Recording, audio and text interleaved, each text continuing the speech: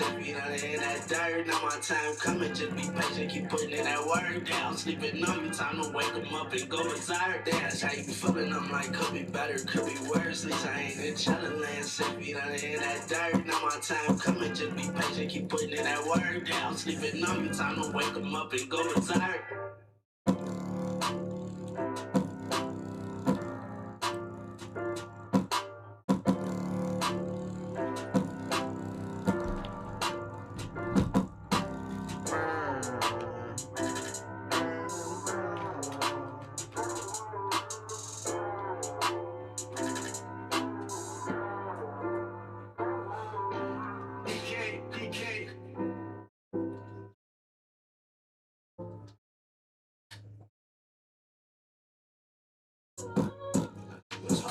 Is a kind of photo that I kind of miss out. Let my exes. Let my exes. Is it kind of photo that I kind of miss all of my exes? Sometimes I just sit back, miss some days when I was young and reckless, smoking all this gas to help me cope whenever I be stressing. Then I pour some alcohol and forget that I wasn't stressing. Life is like a roller coaster, up and down every direction. Never know which way it goes. Just brace yourself and count your blessings. I was 15, breaking hearts. I was just out there moving reckless. 16, 17, I got my heart broke, had to change direction. In and out of shelter, I was 18, had to learn my lesson. I know I can trust them, but I really still miss all my exes. If I had the chance, I'll probably fuck every one of my exes. Sipping on this photo, go remind me of my favorite ex-bitch. Damn, it remind me of my favorite ex-bitch. Sipping on this photo, go remind me of my favorite ex-bitch. Damn, it remind me of my favorite ex-bitch. Sipping on this photo, go remind me of my favorite ex-bitch. It's the kind of photo that I kind of miss all of my exes. Sometimes I just sit back, miss some days when I was young and reckless, smoking all this gas to help me cope whenever I be stressing. Then I post some alcohol and forget that I wasn't stressing. It's a kind of photo that I kind of miss all of my exes. Sometimes I just sit back, miss some days when I was young and reckless, smoking all this gas to help me cope whenever I be stressing. Then I post some alcohol and forget that I wasn't stressing. I can't miss you on the low.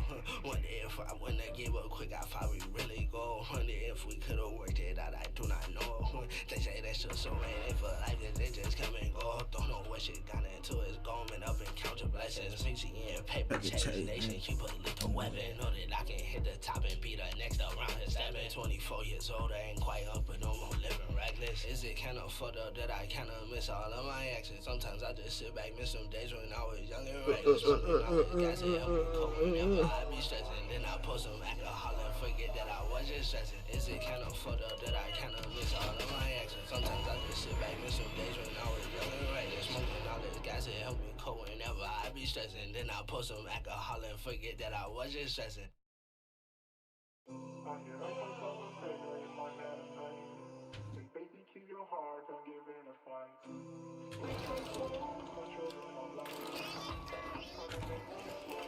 I'm just cruising by my lonely, I'm not fucking with you phony. Just cause you see me on TV, do not mean that you just know me. Really destined for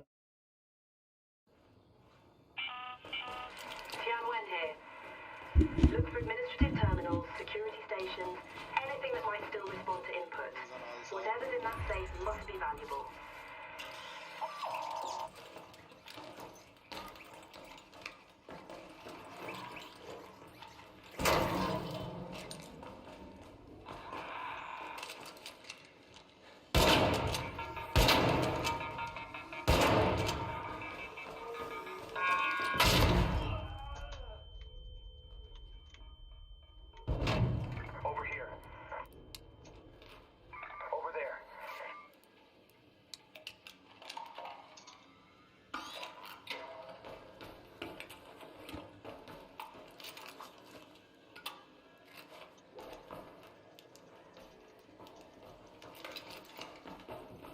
You go over there?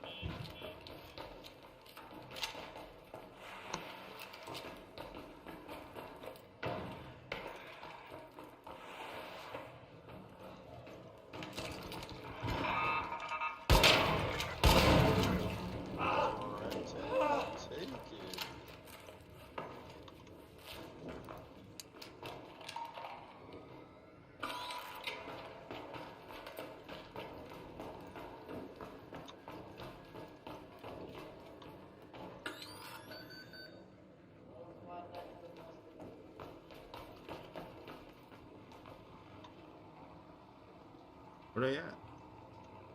We ran this way. There.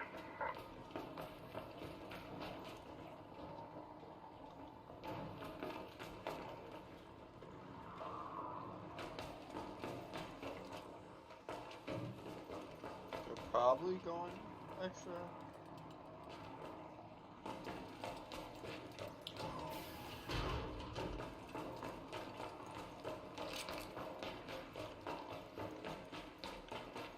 Oh no, they're just standing right here.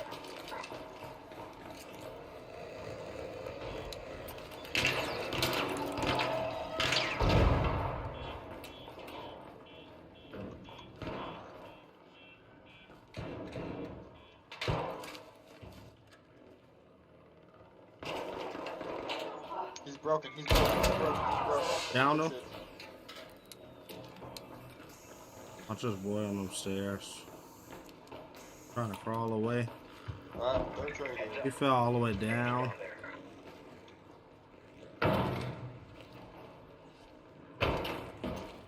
Third one towards X-ray. Oh shit,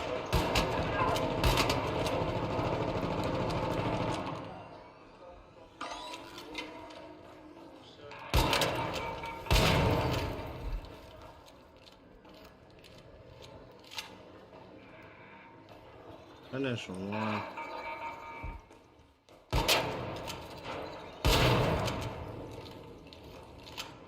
Not sure where his boy at. Y'all get one of them? yeah, dude, all three of them.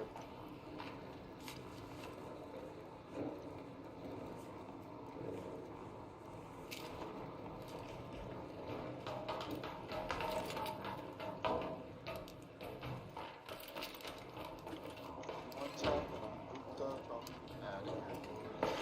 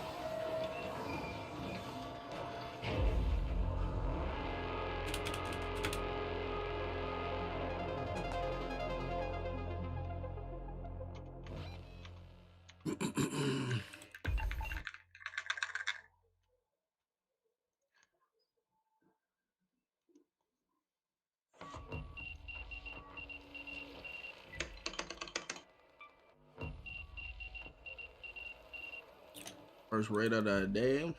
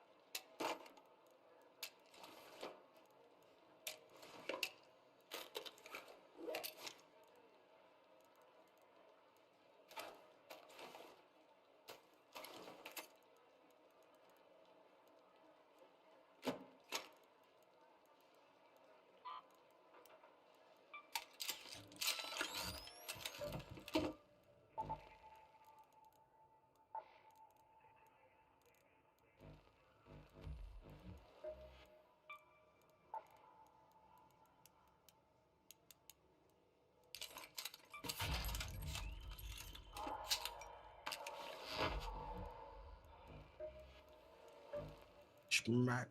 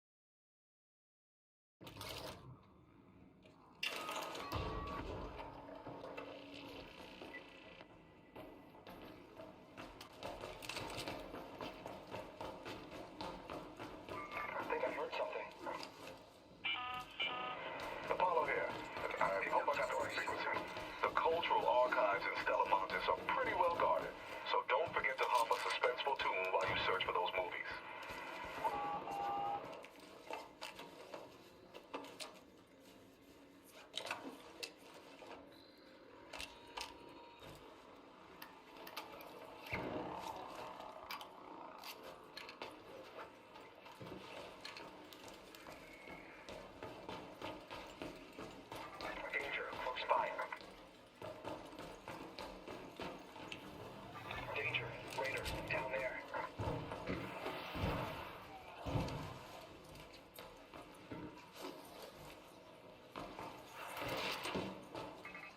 Danger. Raider. Down here.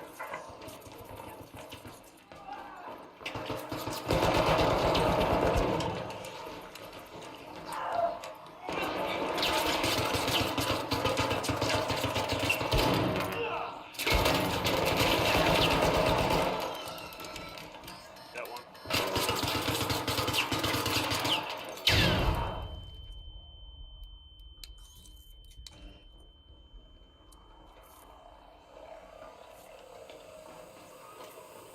Two more in there.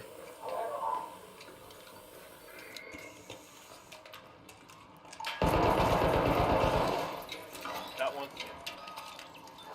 Bring it.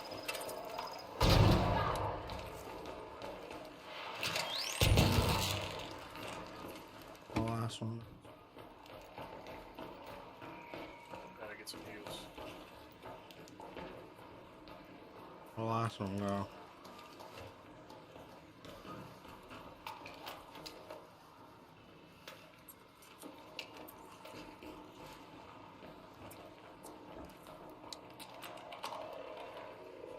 Can't be too far. He went running back.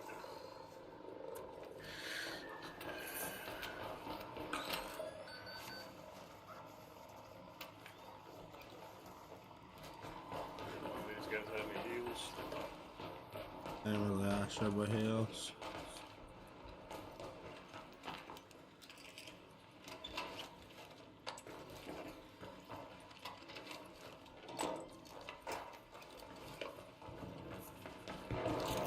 I think I heard something from up there.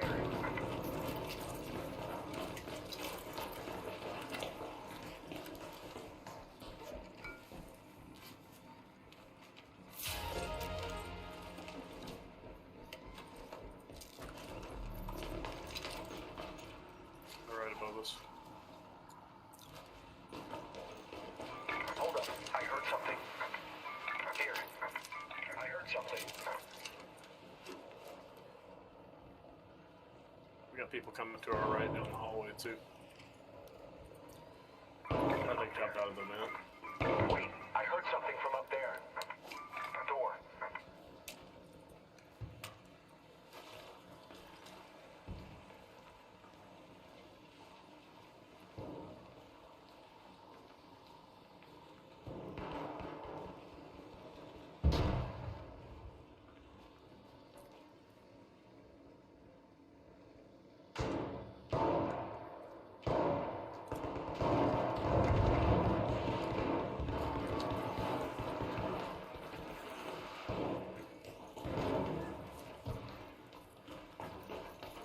Got a door.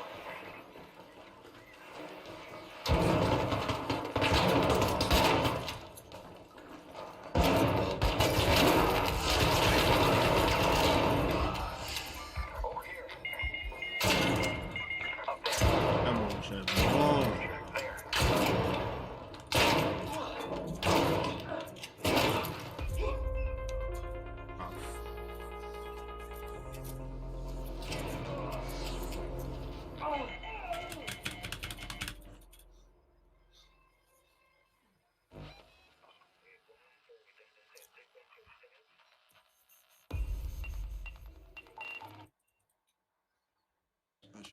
Reyes.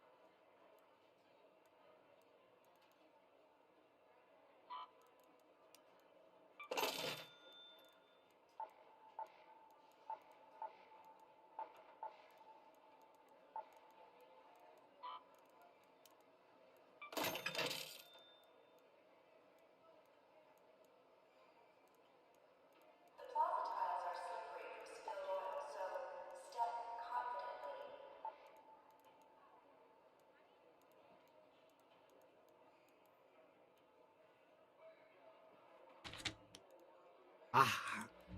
Pause. Hello.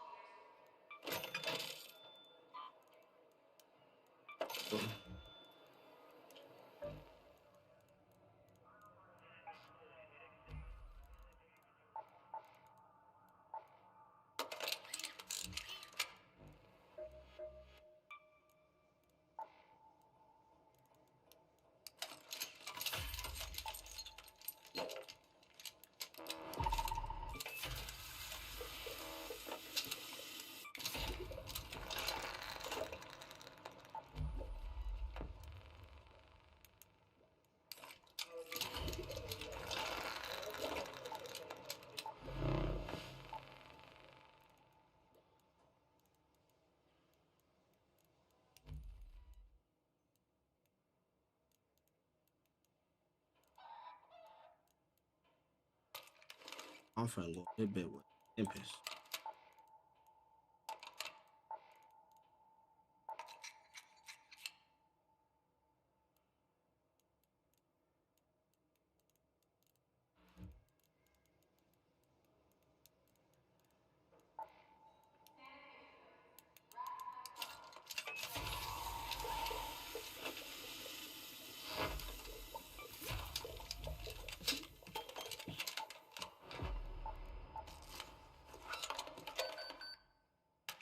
Tempest. Oh. Shot.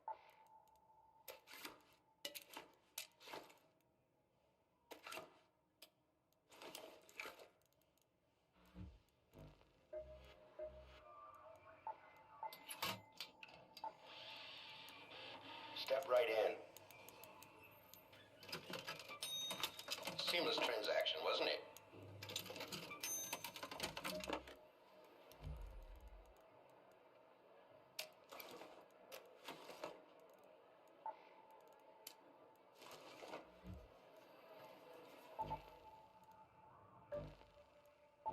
Blue Gate.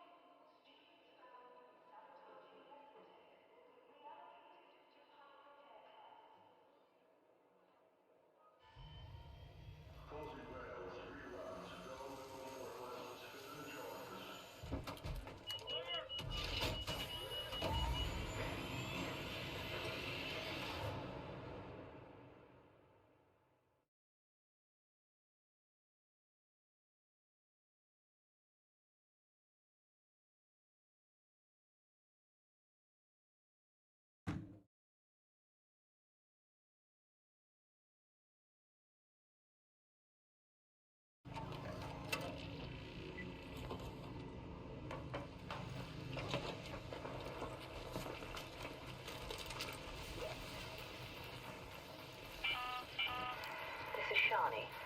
Remember, if those deforesters can strip away entire forests, Let's go to the they may not reinforced think reception. twice about harming you either.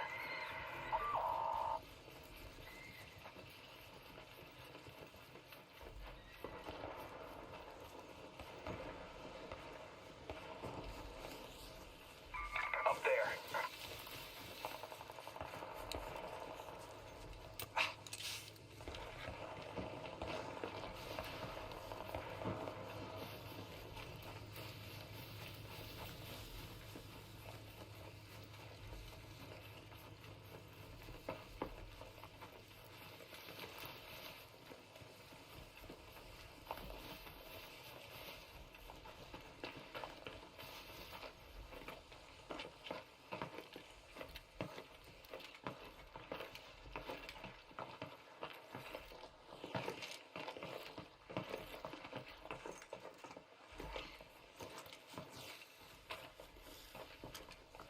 for that.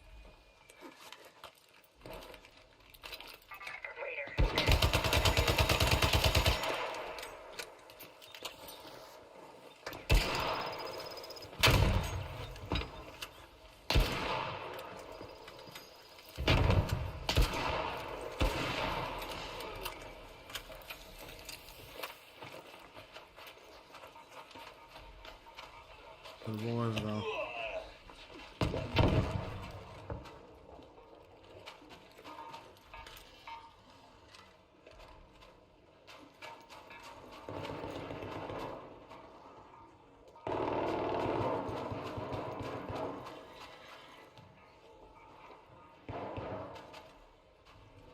Be below.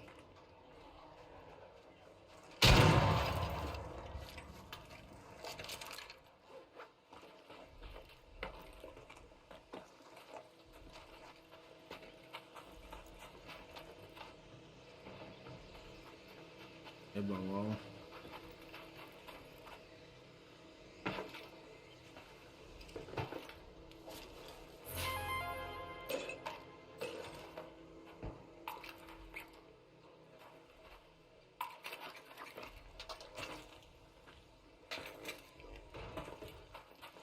Where all the guys they was fighting though?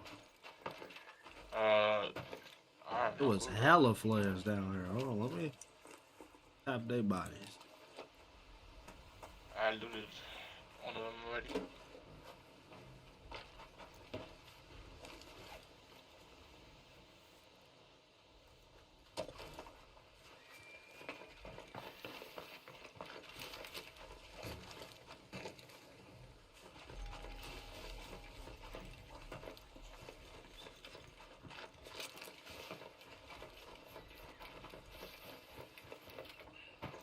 Some damn flares. People had to crawl over it.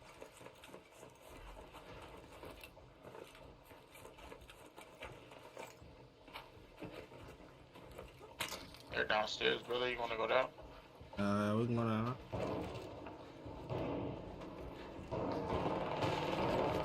They down there getting busy. Hey. You can see them? Nah, I'm breaking the mines. You drop now. They throwing shit back. Dumbass, look at that guy.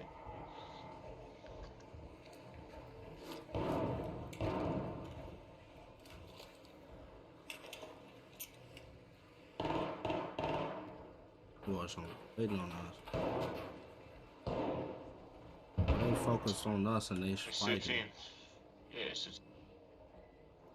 I go down right behind you.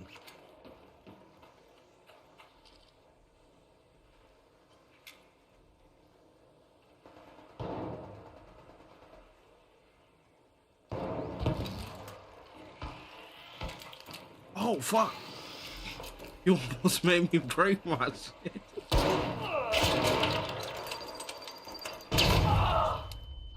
Oh, fuck.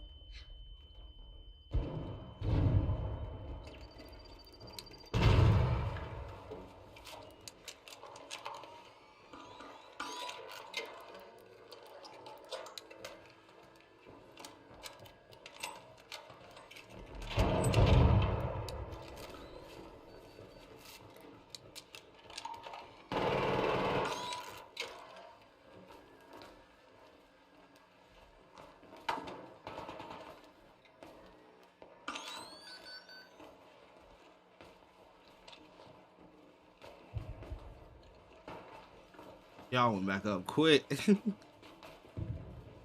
were just trying to avoid the trigger needs. They trying to avoid us.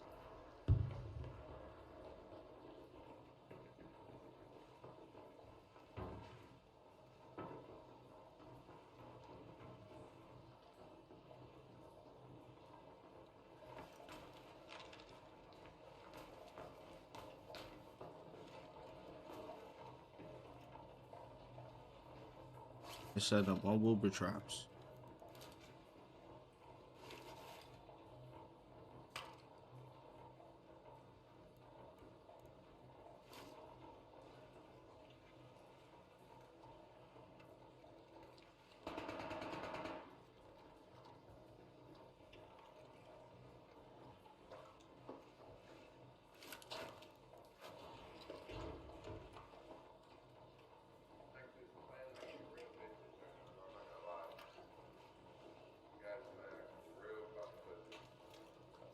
Says the nigga putting down all the mimes. Says the nigga putting down all the mimes. You got 50 mimes over there talking about we playing like a bitch?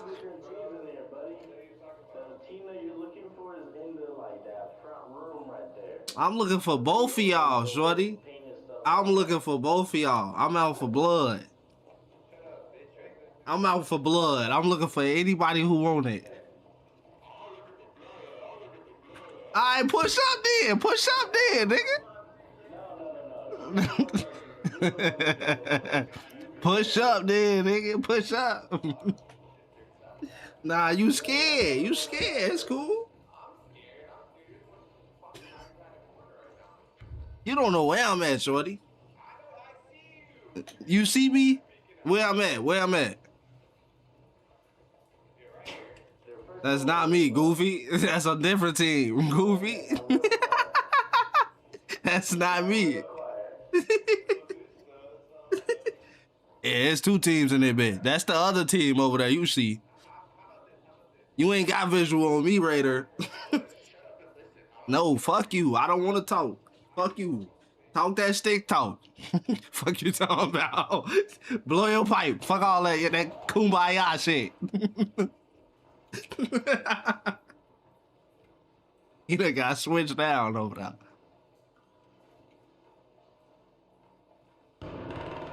I done hyped their ass up over there.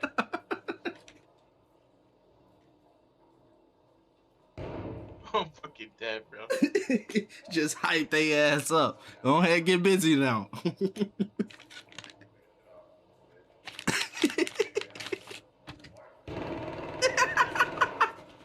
They just got...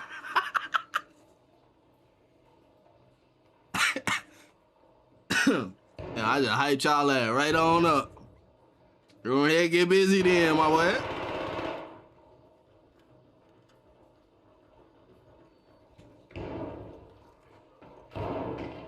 Oh, might be our time to shine. Yeah, in a second, bro. In a second.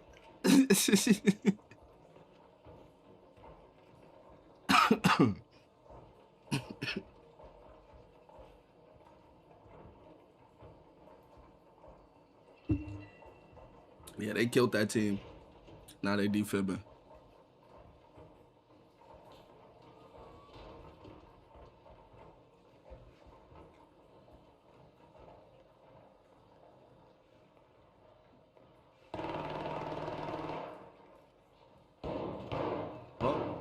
And it's more.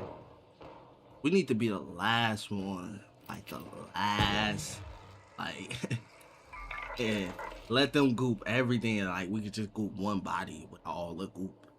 Would that be nice? W, bro. I like the way you Save us time and patience. I could roll a blunt in the process. While they do what they do. We still got 12 minutes. It might be about 2-3 more teams running up.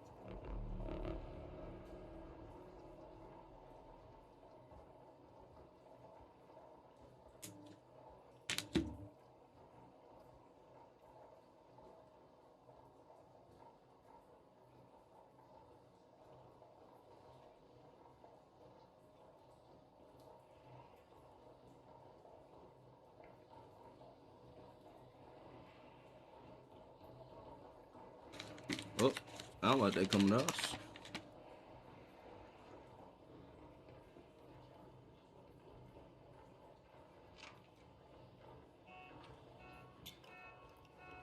They went under. They went to the basement. They might be trying to leave with the goop. We might have to push, bro. So let's go get their ass, bro. They trying to leave with that All right, goop. let's go.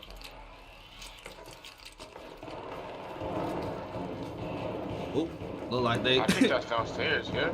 Yeah, that's the downstairs area. Go to bust this left. Oh shit. They got this shit. Dude it. They put another one. Them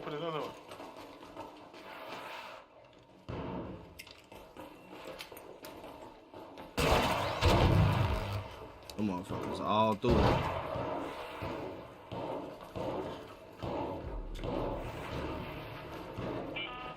They getting busy. Orbiter is en route. Where they at though? Window is closing. Oh. To get out of there. Where that's from?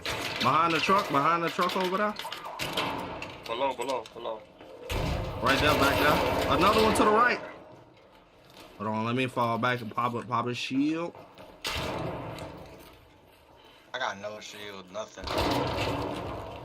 No shield, nothing from them. Damn. Pushing. He's a baller.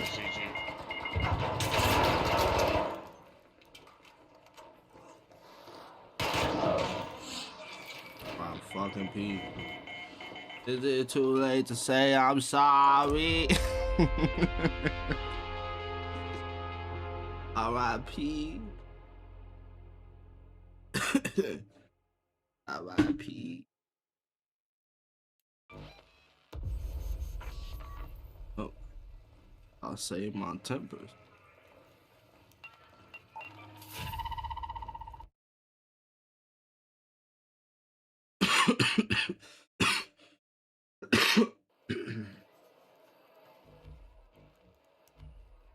That's why I put the tempers up. Them niggas ain't even had no load. I put my shit right in the safe pocket. Fuck that. Got something for me? Enjoy that.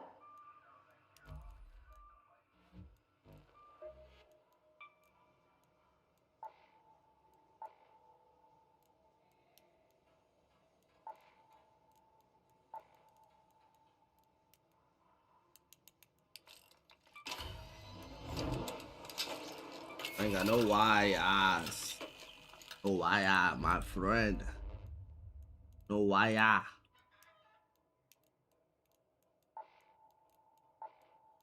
Why do you not have no wire?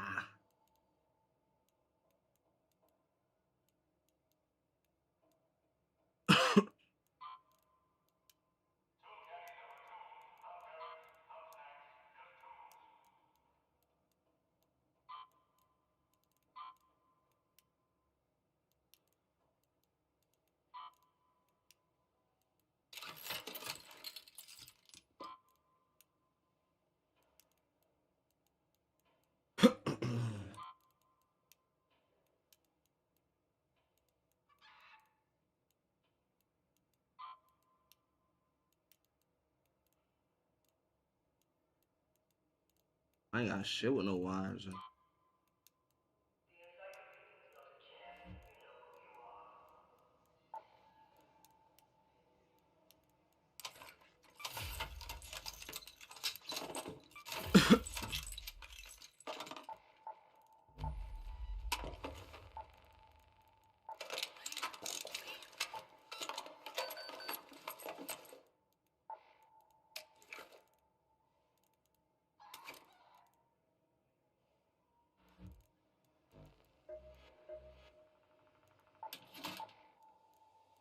Have a look.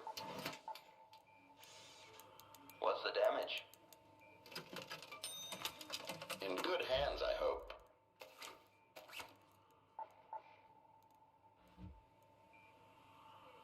Guess I'll... One sec. Okay, what do you need?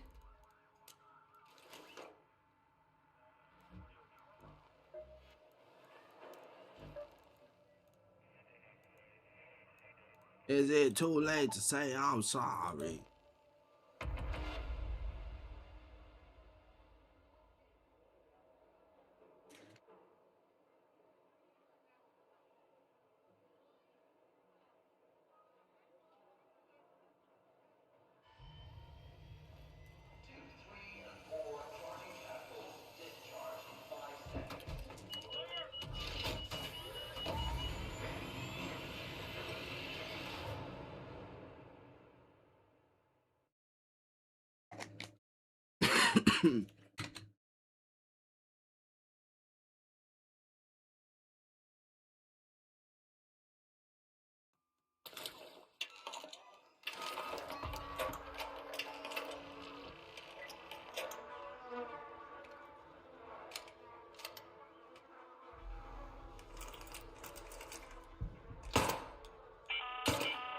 We've got word of a patrolling queen nearby.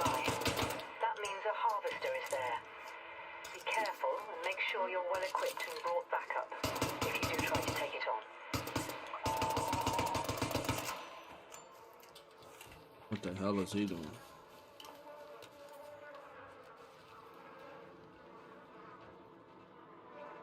Free kick. Let me put my 10% in the safe pocket. Go ahead, put my shit up.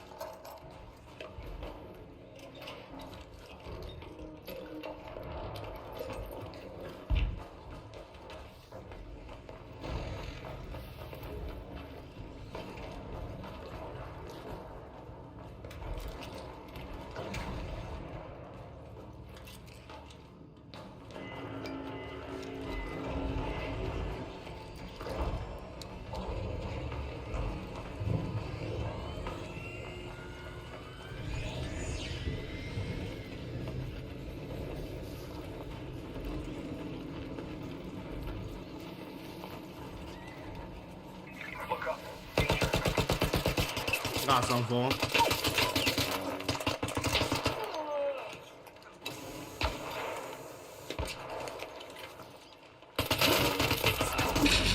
That didn't go as planned. I tried to hit him with the flamethrower.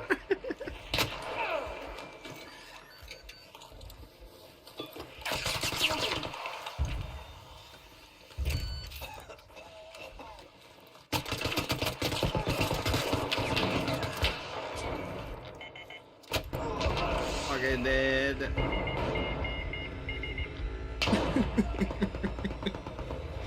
Tried to hit him with the flame. There's another team at the gas station. GG's orange. They just multiply very quickly. G fucking G's.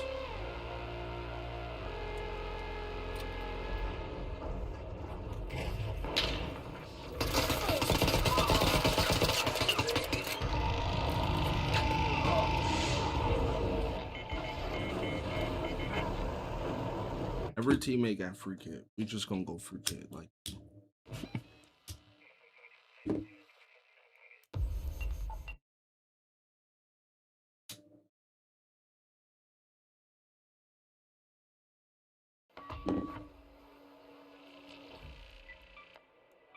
I had my Tempest, but I put it in the same pocket.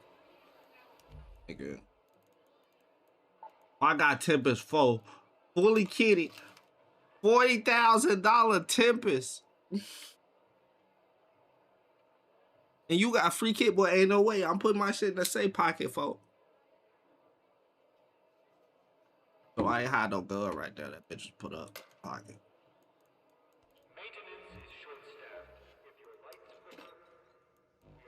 I tried to hit his ass with the flamethrower. That bitch shoot too slow. It's like a delay. I was trying to blow it, but it was like a delay. You gotta creep up on the motherfucker to set him on fire. In my head, I was finna slide up and burn him. It didn't go that way. We was going uphill, so I couldn't slide.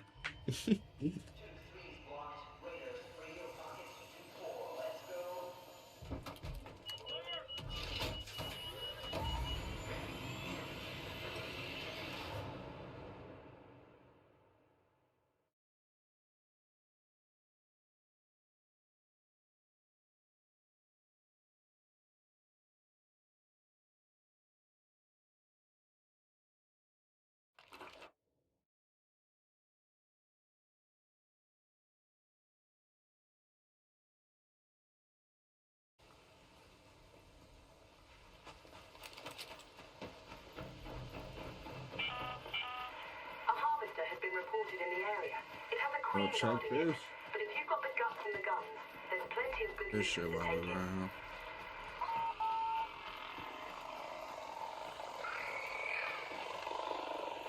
Feel bit better.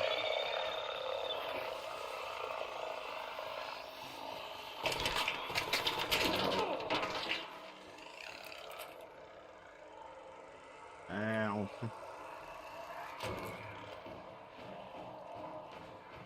I'm reaching this motherfucker.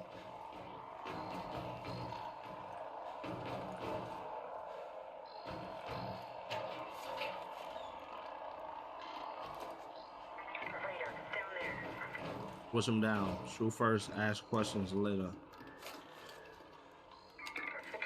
By that building. Attack! Attack! Where you at? In here?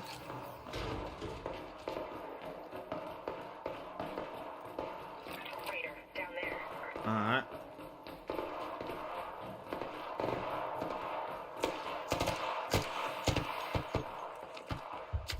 We got a runner.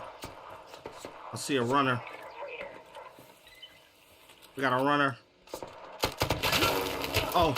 Oh, his boy right there. Oh, shit. They in the bushes. In the bushes with a Toro.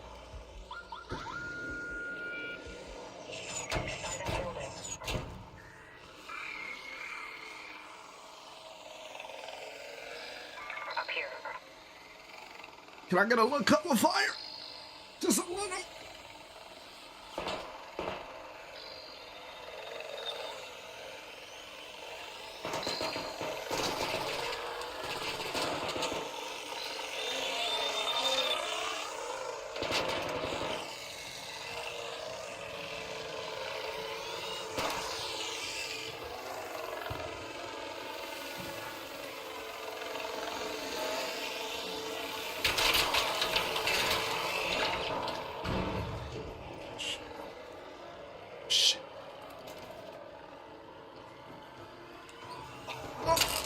Get his ass, get his ass.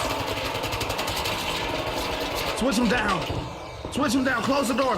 Close the door. That's what you get. That's what you get being thirsty. What you got on you? We gonna break bread. Whatever you got. Oh, close that door.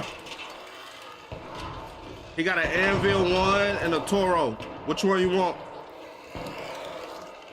I didn't check the rest. It was more. I need some heals. Which one y'all want, Toro or Anvil?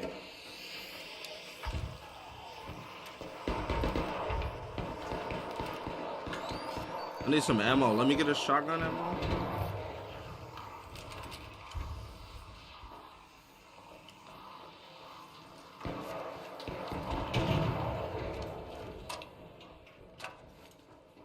I need some ammo.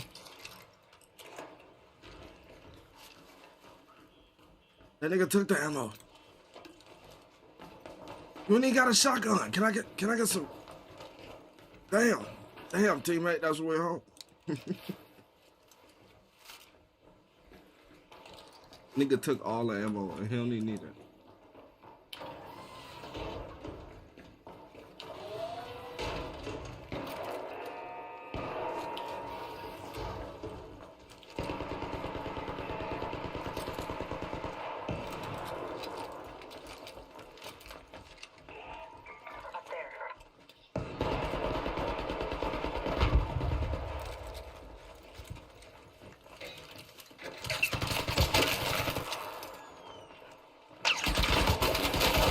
Oh my god. Oh, 3 of them. They're broke. They're broke. 2 in the corner right here. Watch out, Raider. There. Oh my god. Shoot back, Raider. See, if you would have gave me the ammo, I would have had more shots in the shotgun. But you took all the ammo that you didn't even fucking need, buddy. Now we dead. Is it too late to say I'm sorry?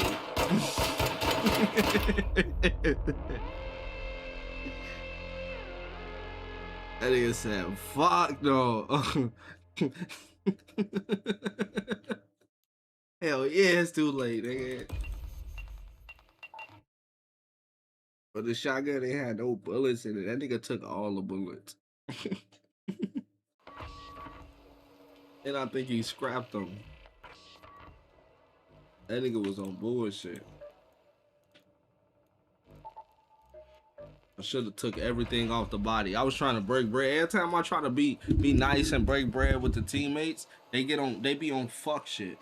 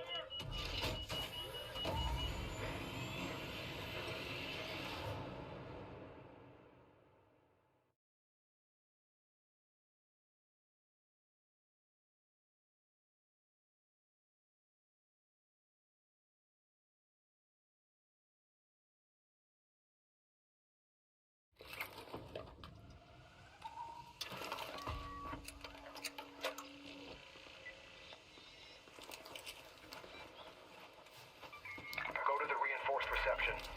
Let's go to the harvester. Attention all raiders. We've got confirmed reports of a harvester nearby. That means a queen should be present as well. So be on your guard and only engage it if you're prepared for the fight.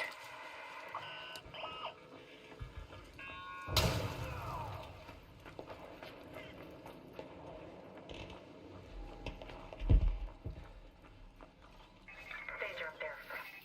Danger up there.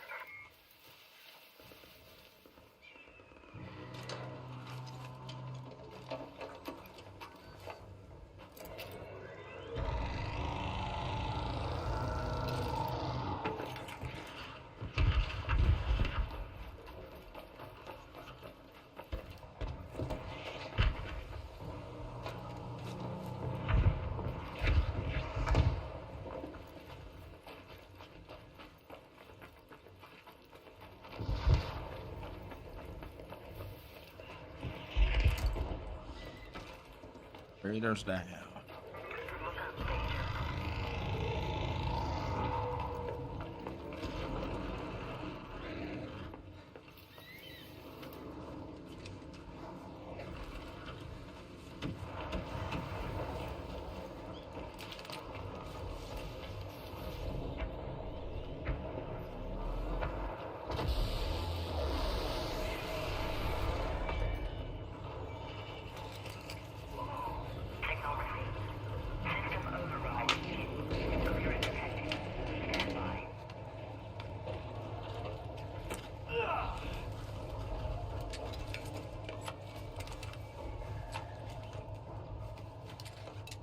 Anvil 2 ammo.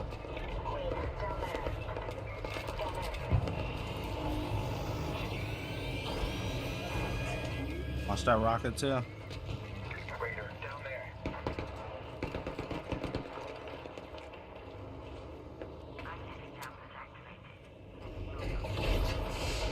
Oh, he over what?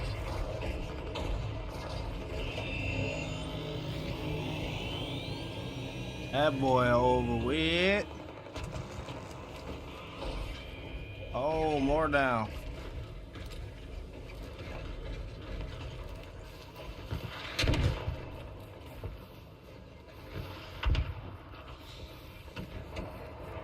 Or down on the harvest.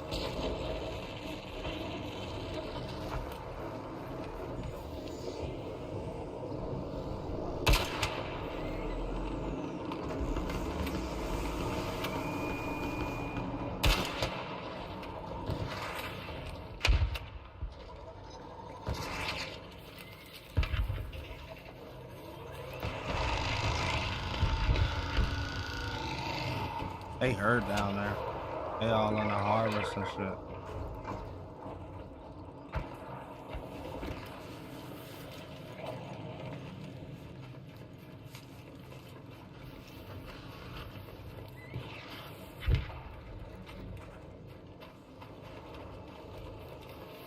There's hella bodies down there.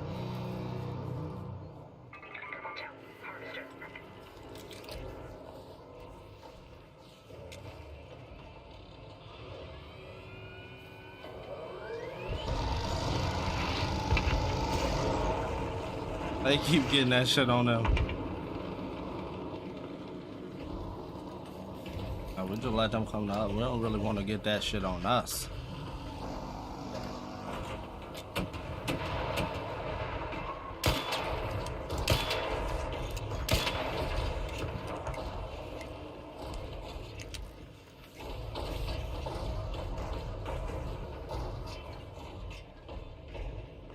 They popping supply flares behind us.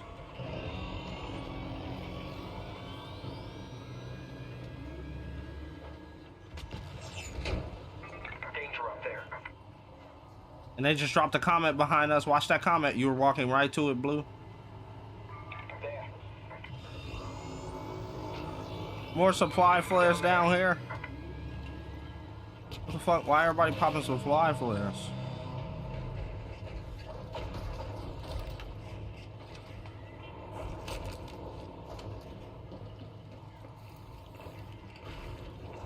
It's a patience game. We got lots of goop in there. There, by the cliffside air shaft. They are peeking through the windows. Watch out. Raiders over there. Broke him. Broke him again. He's a bullet.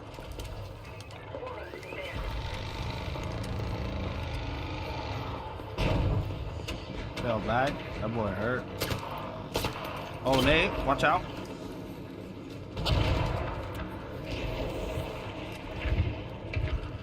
This boy pushing. Somebody behind us? They was just chucking nades. Watch up top too.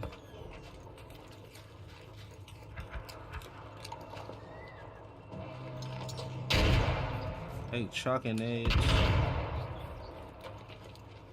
Were they at the hill? Over there. Danger up there.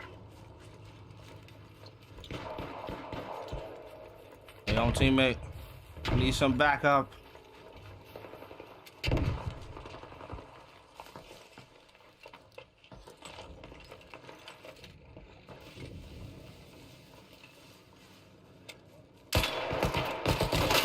Broke.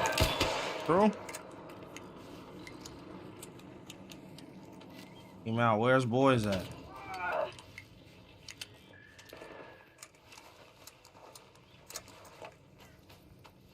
Hella meds. Hey, augment blueprint. That blueprint if y'all need it. In there for y'all. Yeah, I need it. Ammo. Oh, somebody shooting at bro.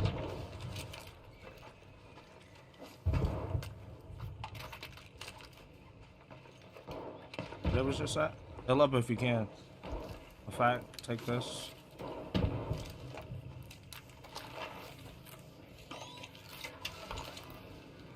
You have any shields? I think I'm good for now.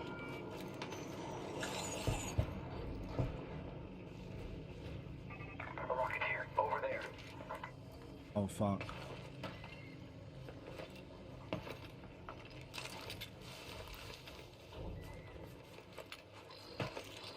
Where'd the guy go that was shooting at you? Might be down there where the drones are looking. Might be in that tunnel.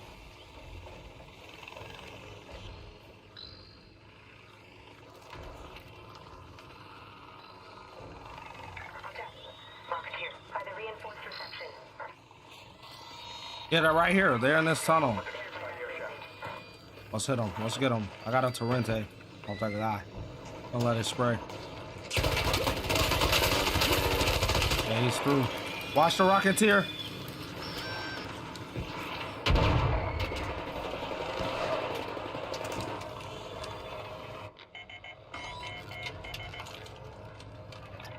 By that building.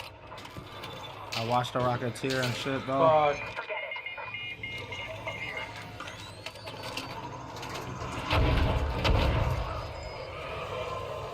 Scout Raider, over there. Crawl to me.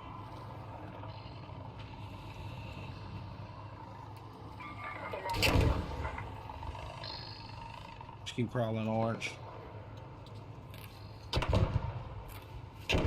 He's to the left.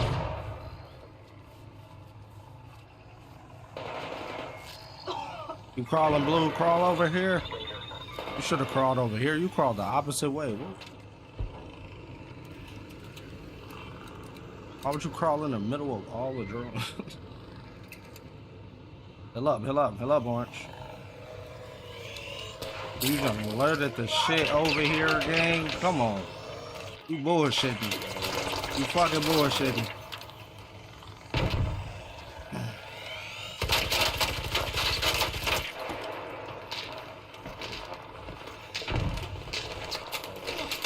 Oh my goodness, this nigga alerted the shit. Now everything is on me.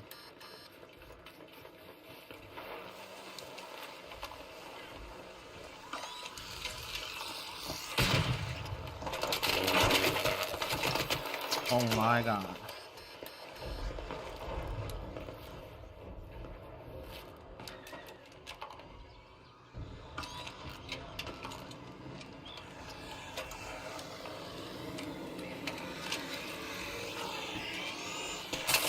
Oh my god. I'm dead. I'm dead.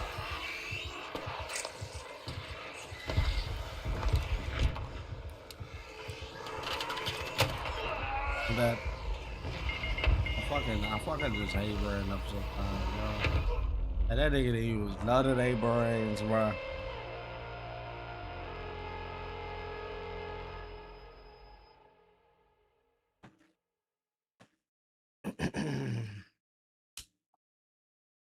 That would have been a good one.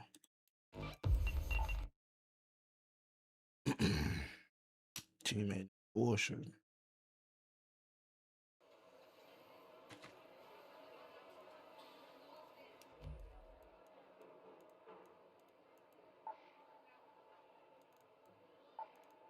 I had free kid, but I had a lot of shit off them dudes. And they had more gold. We would have killed the rest of them teams, all them drones. If they would have just came the way I was at and let the drones shoot at them, nigga, we could have. One nigga crawled in the middle of the drones. The other nigga crawled to me, grabbed them, and this nigga alerted all the drones.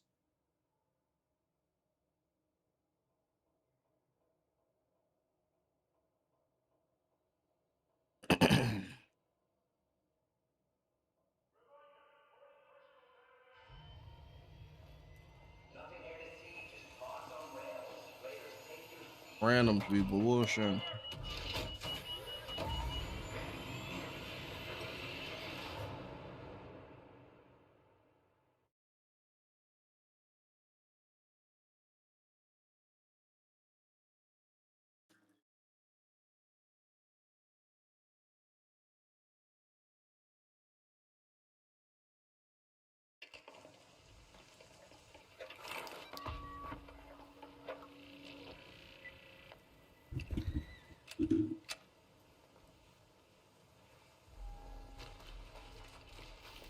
It is fun. Go to the harvester.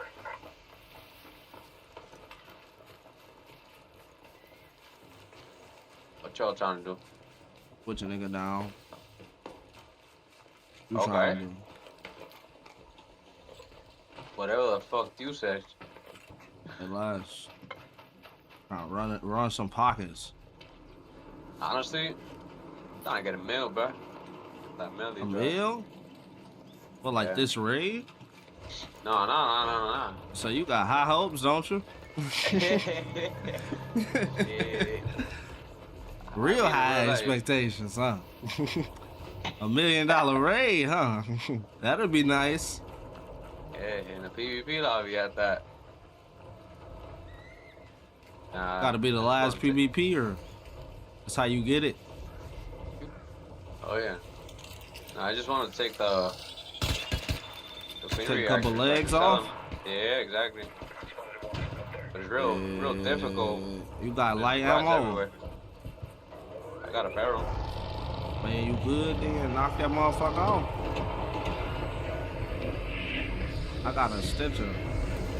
Somebody in here fucking with the harvest. Yeah, I seen him. Shit, knock a leg off, shit. You put that heavy ammo to work. Focus one leg.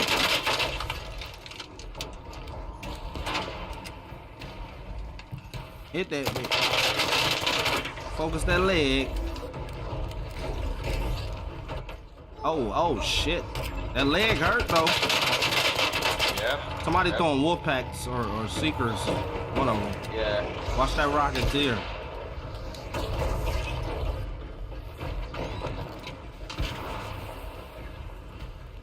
Take cover. She's on to them. Yeah, she see somebody. I duck your shit for sure.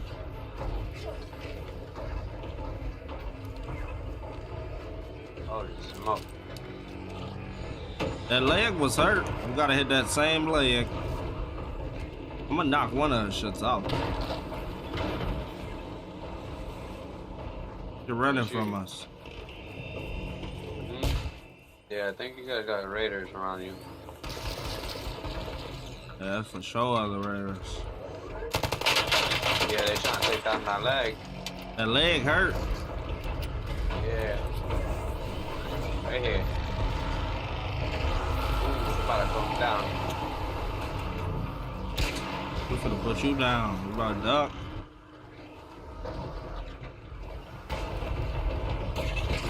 Oh my god. Just hit me.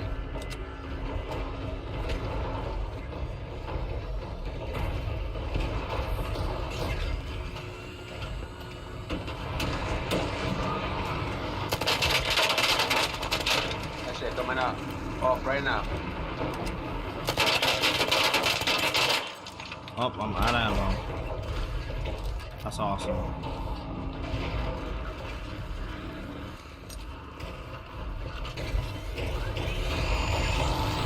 Oh fuck. Oh fuck. I'm dead. I'm fucking dead. I'm at the harvester door. I'm about to be next too. Fuck, bro. She hit me with the laser beams. Fucking stepped on me twice. I tried to get inside before she hit me. I wasn't quick enough. For you? Blue, it's all on you. Yeah. I like looking. Oh my god, I'm getting set on Just fire. Medium rare. Oh my god. Mind crusher, I'm pushing right here. I'm gonna go to you. You stay safe. I'm at the harvest door. Oh my god. I'm probably dead. Jeez. Probably dead and gone. Oh my god. Can I? You gotta be kidding me. You gotta be kidding me. I didn't even get to. Well, I think you can make it to me. But you gonna have to make it to. Oh my god. If you believe you can do it, I think you can do it. I see the meters going up. They should be going down.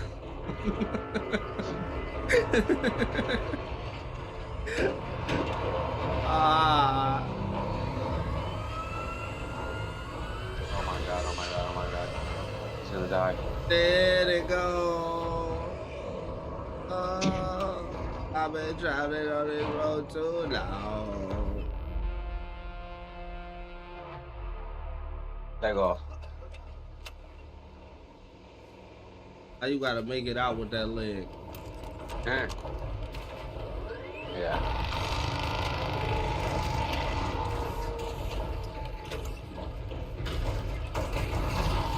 Oh, Bitch. Only. over. Disobey me. This fucking cunt. Oh my god. That's some disrespectful shit. GG's, my boy.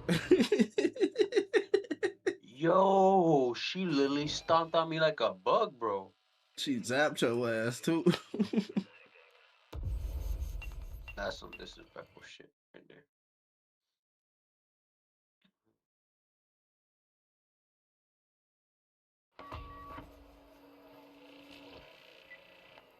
Hey, just if you want, wait it out.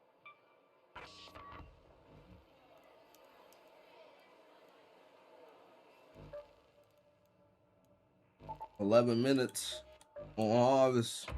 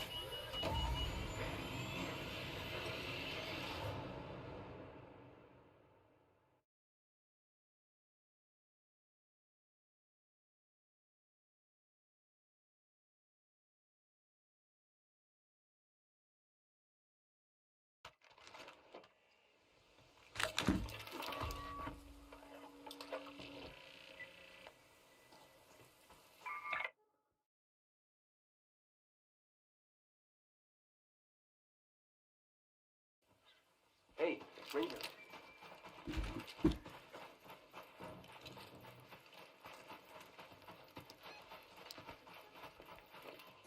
Oh, hold on. Y'all see that motherfucker? I need trinkets.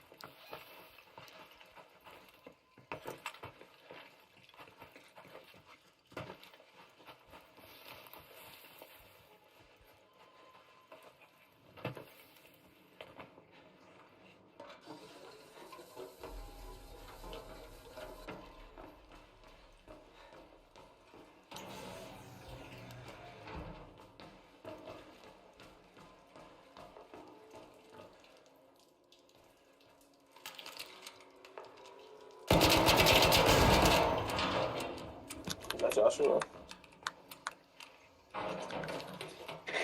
Crazy.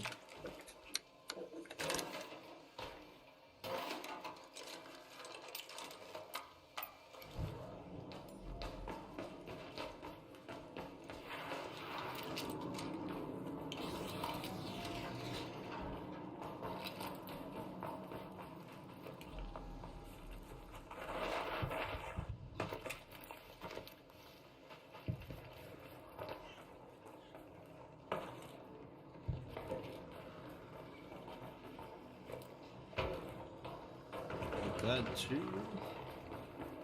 Weapon crate breach.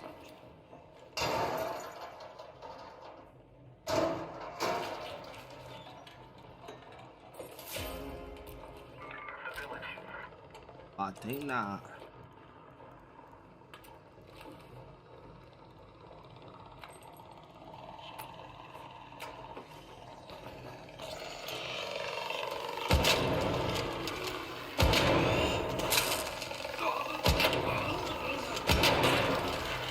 I would want to shoot social.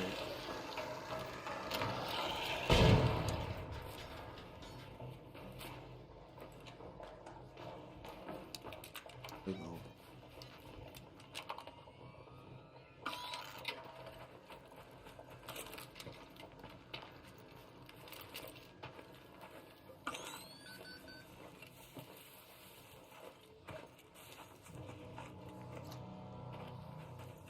Somebody leaving with the group. Alright, let's get on the ass. They gonna be gone by the time y'all get up there. The green. Let's stay baiting.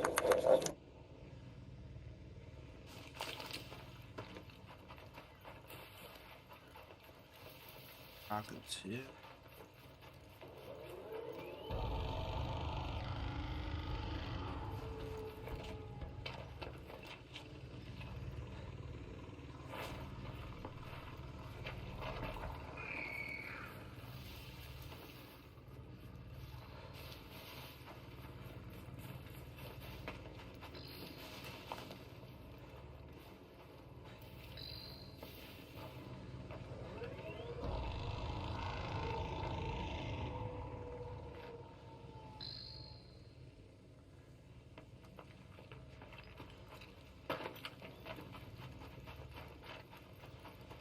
Yeah.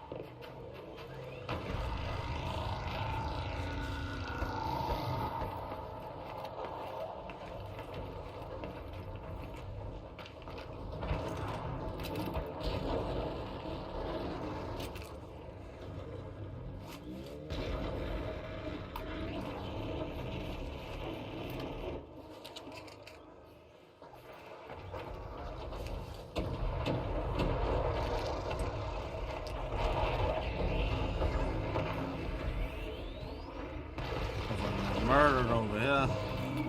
Hella body. Another nigga just went down. I'm coming to you, man. There ain't shit going on over here.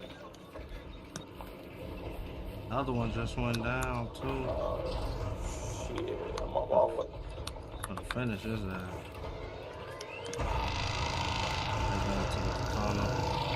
They're getting fucked up over there.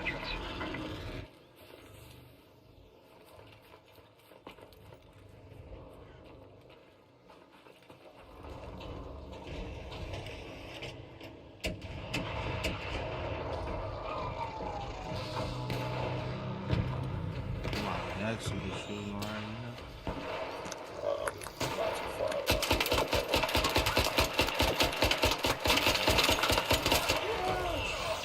Push them down.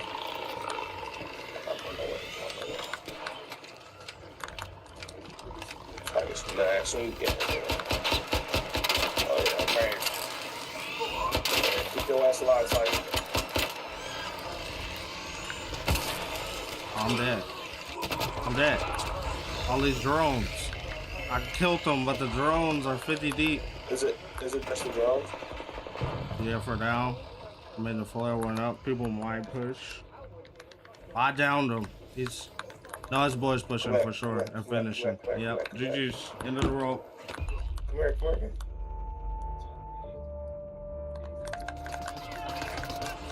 What's that? What's that?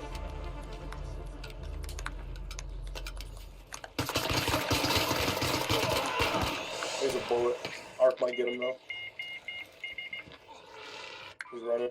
Yeah, it's over with. Other teammate not helping me. Motherfuckers grouping.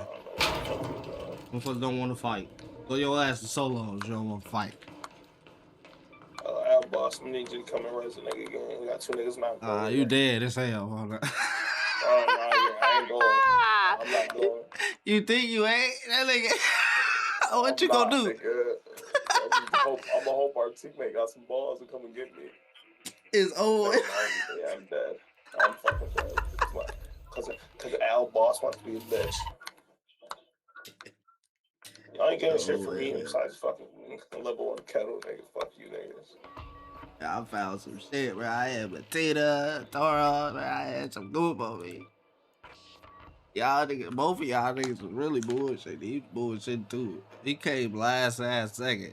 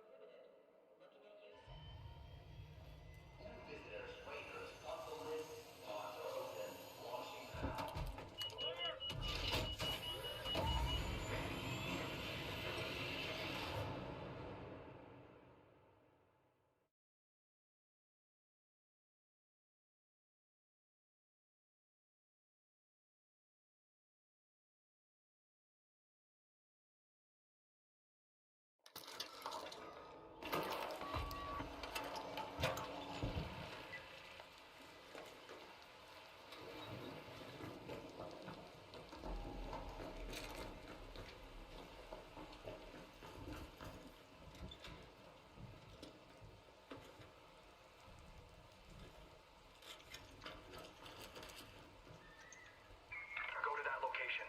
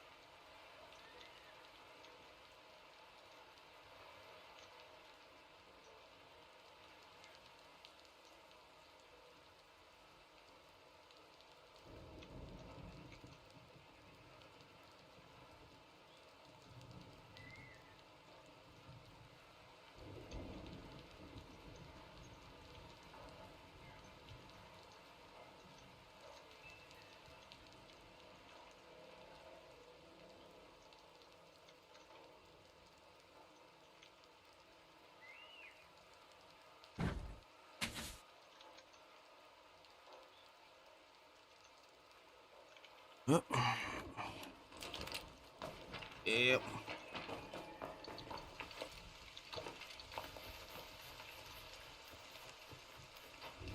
Features and shit.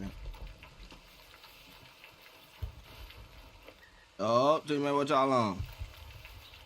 Yo. I'm trying to run some pockets. Yeah. That doesn't sound confident. That doesn't sound confident at all.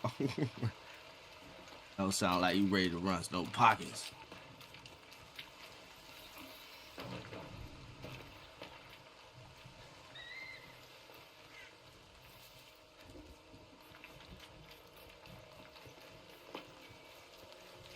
Shit. Leave me alone.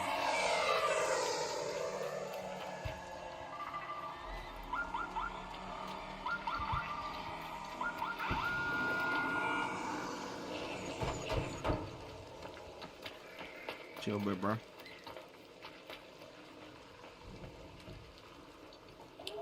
One damn drones.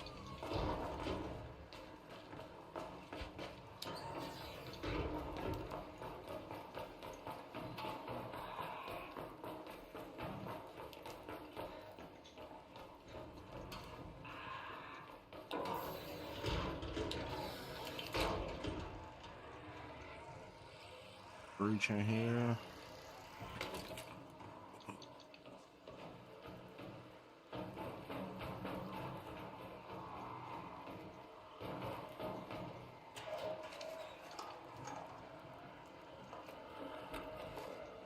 lot of bullshit.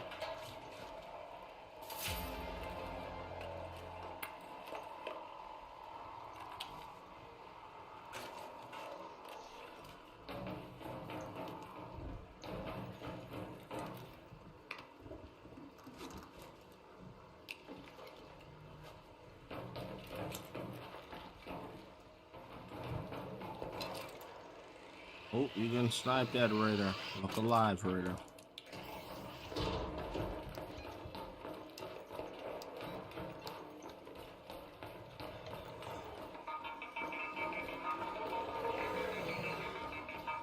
Oh fuck, oh fuck.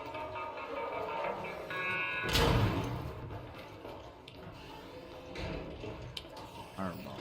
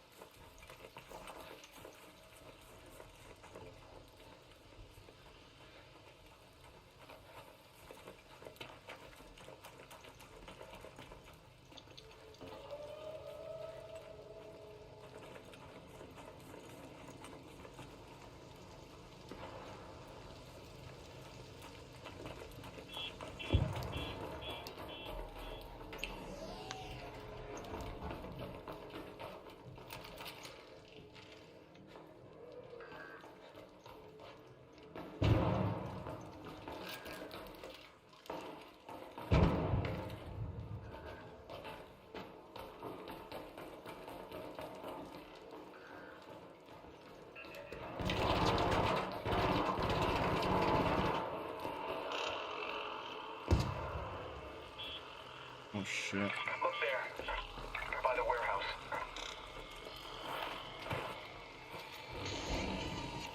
Hot shit, hot shit, hot shit.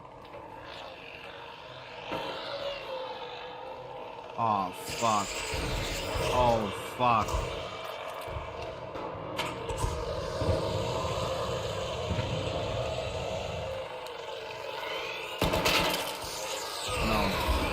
No, fire, flames, everything, huh? I'm dead, for sure.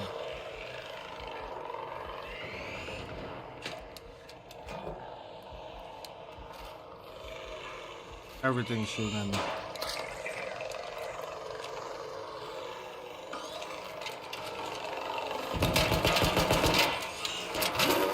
Alright.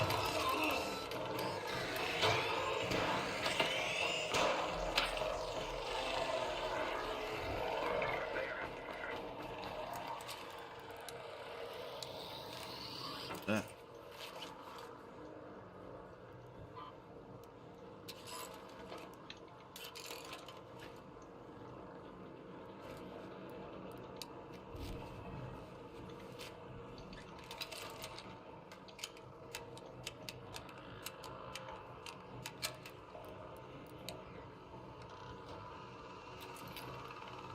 No way. No fucking way.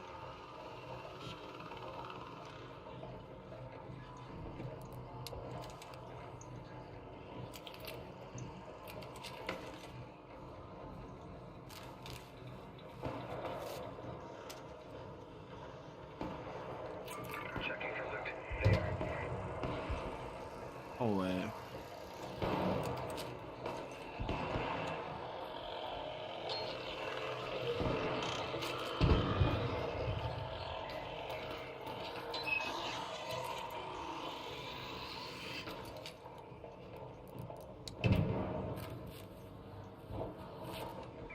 Knocked down raider up here. Gonna be a knocked out raider. All these damn drones and shit.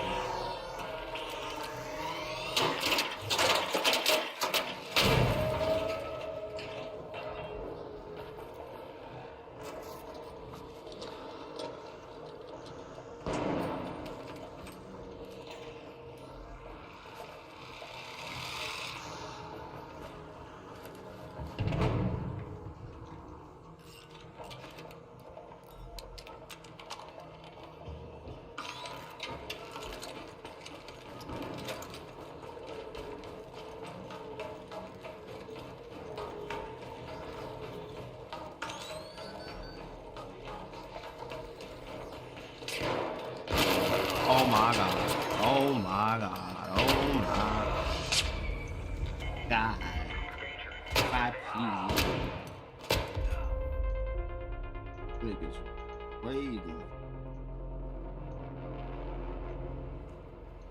Fucking drone chasing me.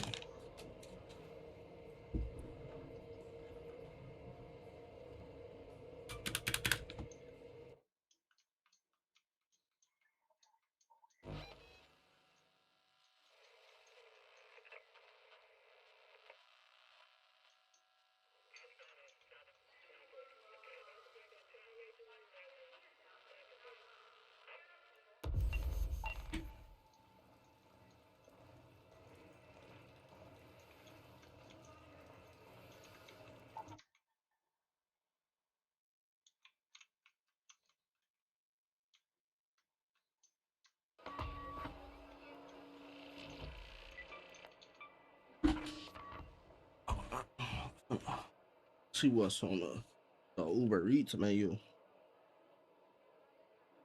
Since when do Wendy's sell chicken? Like the burger spot. You get burgers from Wendy's. Maybe some chicken nuggets. But like straight up chicken wings and shit. They got chicken wing, chicken wing. Hot sauce and bologna. Chicken and macaroni. Chilling with my homies. Chicken wing, chicken wing.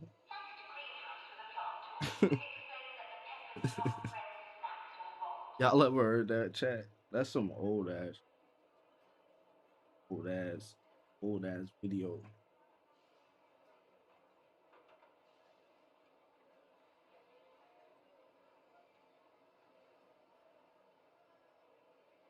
Yeah,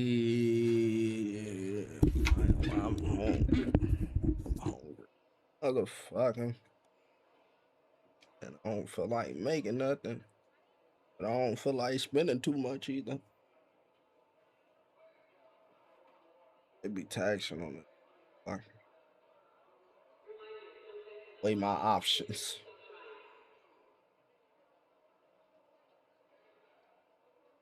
Shit, fuck around and find out.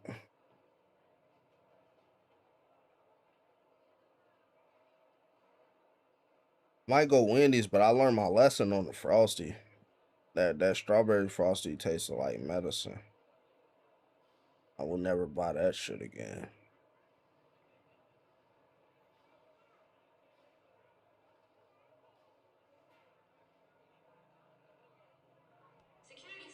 Oh, what's this? Triple cheese. Damn, this a cheesy bacon cheeseburger triple combo. This motherfucker look crazy. It's a 2/3 of a pound of fresh, never frozen beef, crispy applewood smoked bacon, and 2 slices of American cheese, all smothered in a rich cheddar cheese sauce. An absolutely unhinged amount of hot and juicy beef and melted cheese with a perfect hinge amount of crispy bacon. Oh, that shit sound fire, don't it? Like when you read the description, that shit sound gas, don't it? This motherfucker look crazy, nigga. Y'all see that shit? We gonna focus. That shit look crazy. That might be too much burger. That motherfucker got 3 thick patties on it with slices of cheese and nacho cheese. All it need is some hot Cheetos on top of that motherfucker. I ain't gonna lie, that bitch a hit. What? Hot Cheetos on top of that bitch?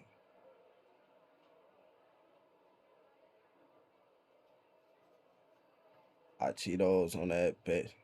I ain't gonna lie, I might go Wendy's. I ain't gonna. Let me see something. I'm gonna see it.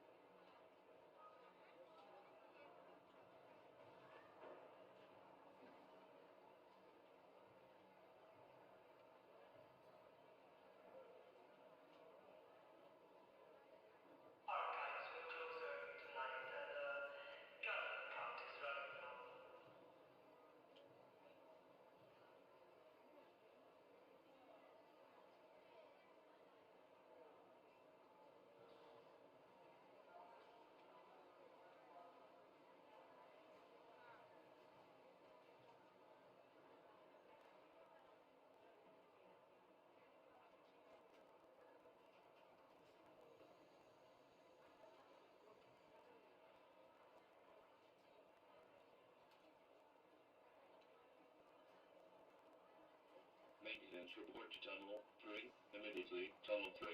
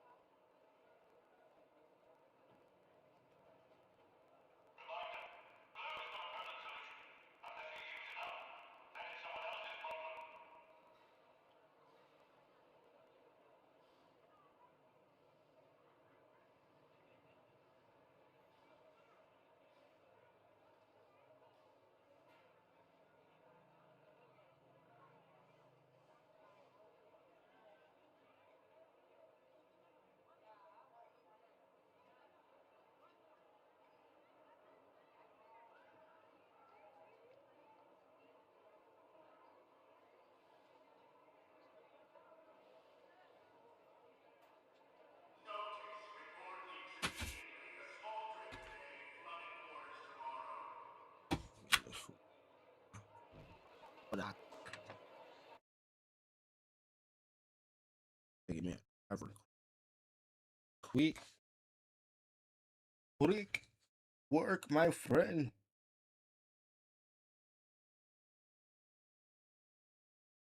We done had a long ass day chat, y'all. Even before the kick stream.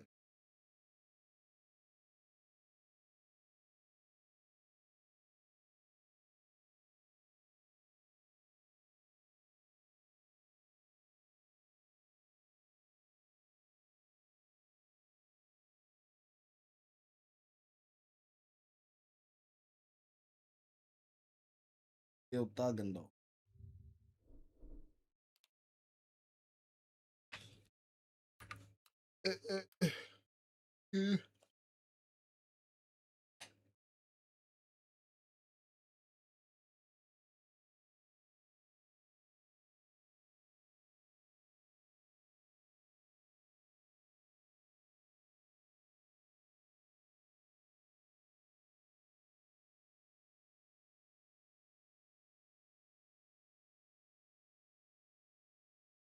It's a crazy title, Tommy G. Tommy G investigating the unredacted Epstein. Worst thing you thought. Dun dun dun. Damn.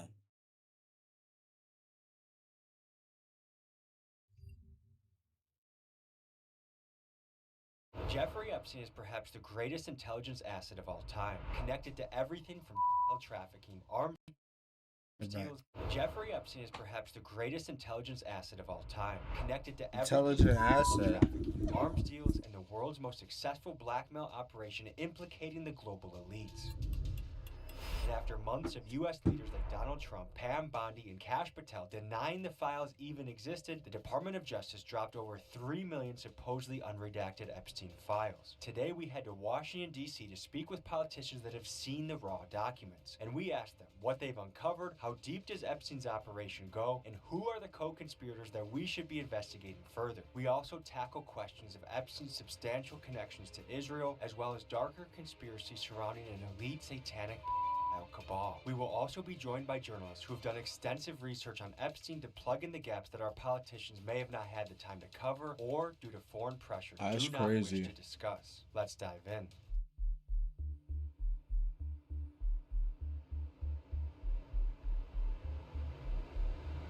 We're just outside the White House. There's chaos around here. There's lots of news reporters, protesters. Our greatest ally, Benjamin Netanyahu, just got to town. And right now, the American public got a driver already. is finding out some of the contents of the unredacted Epstein files. And what we're learning is making us sick that some of the most powerful, influential men on the planet and in our country are involved. And they're hiding. They're trying to cover it up. They're trying to act like it's not a big deal. And we have our FBI director lying under oath. We have Pam Bondi saying that there's nothing to be seen here. Howard Lutnick, our Treasury Secretary, says only went to his next door neighbor's house once and never again, but then we see him bringing his kids to an island of a file in Africa. So we're going to be speaking with senators and representatives that have seen the unredacted files and are leading the fight to release them so that we, the public, we, the people, know what is going on with our country. We're a few minutes from the Congressional Building where we'll be having our first meeting of the day.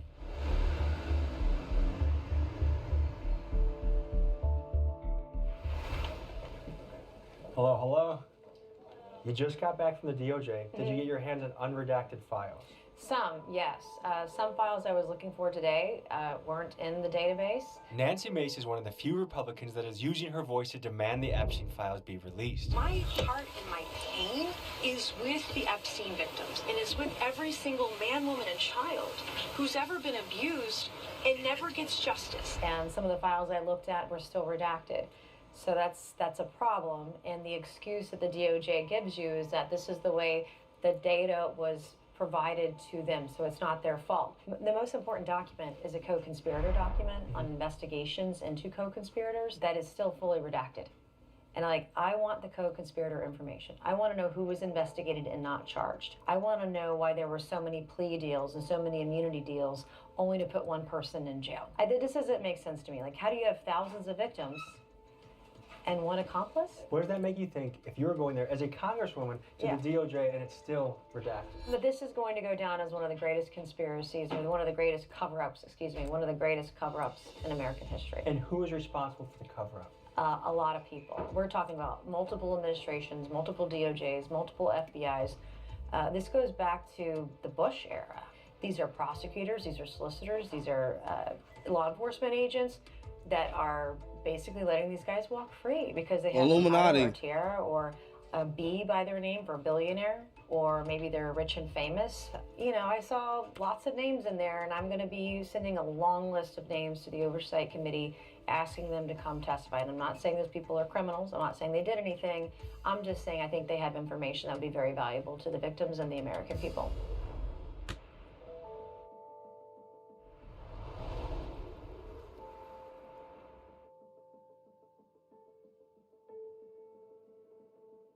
We are on our way to the Department of Justice. We're going to be interviewing a congressman fresh after he sees the redacted files. So I think it's important to get your news from unbiased sources. And that's why the sponsor of today's episode is Straight Arrow News. So if you want to get educated on a variety of topics, you can talk about U.S. news, you can talk about politics, lifestyle, sports. For example, today, and bro, get to the files. Straight Arrow. Look at that. Department of Cover-Ups. One of the Department of Justice buildings, and we're waiting for our congressman to come out and talk about what he's learned. Good to see you, man. How are you? Ro Khanna, alongside Thomas Massie, is the man spearheading the bipartisan push to have the files released. We catch him as he's exiting the DOJ fresh from seeing unredacted documents. Here's what he found out. Tell us about what you saw in there and with the access you got. It was the second time I was there. It's a small cubicle. There are about 4 computers, and you sit in there, you type in the Bates numbers, and then you see the documents. Some of them you get to see the unredacted version. The problem is, a lot of the documents you see, they still have the redactions. And, the question is really, who are they protecting? Why are they covering up some of these men, and why were these files scrubbed in March at the FBI? Senator Durbin claims his office was told that the FBI was pressured to scrub through volumes of Epstein-related documents and to, quote, flag any mentions of President Trump. Right now, guys, I think we're in an extreme moral predicament in this country, and I don't care. We need to forget Democrat, Republican, and realize that this is actually something that can unite us, the people back home. I think we all have very common things that we want. We want our government not to be having sex with children and covering up for the people that are. We want affordable housing. We want health care that works for us. We want politicians that tell us the truth.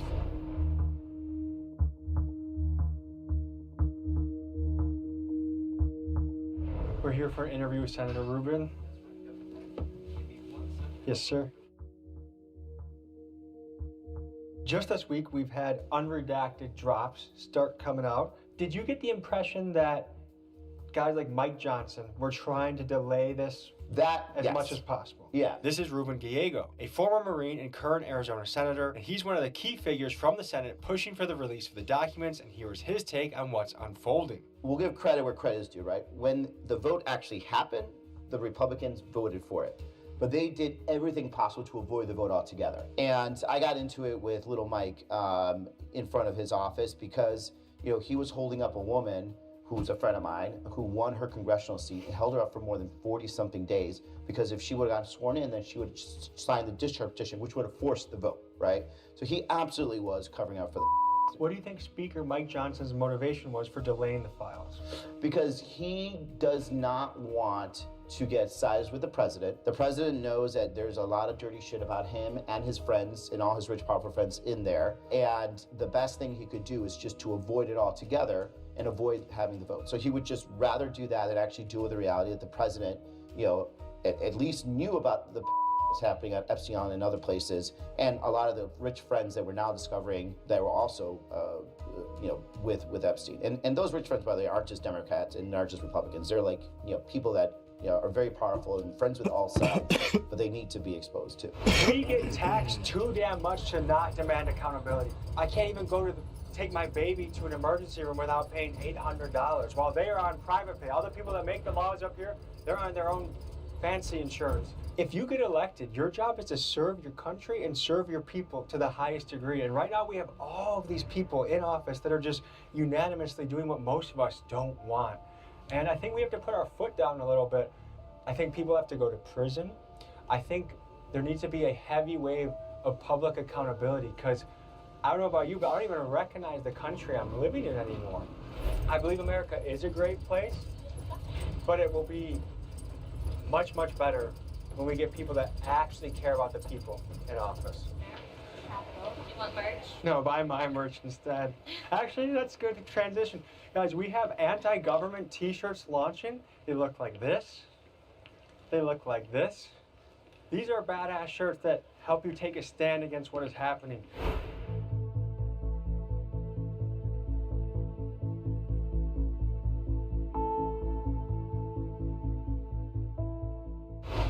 Howdy.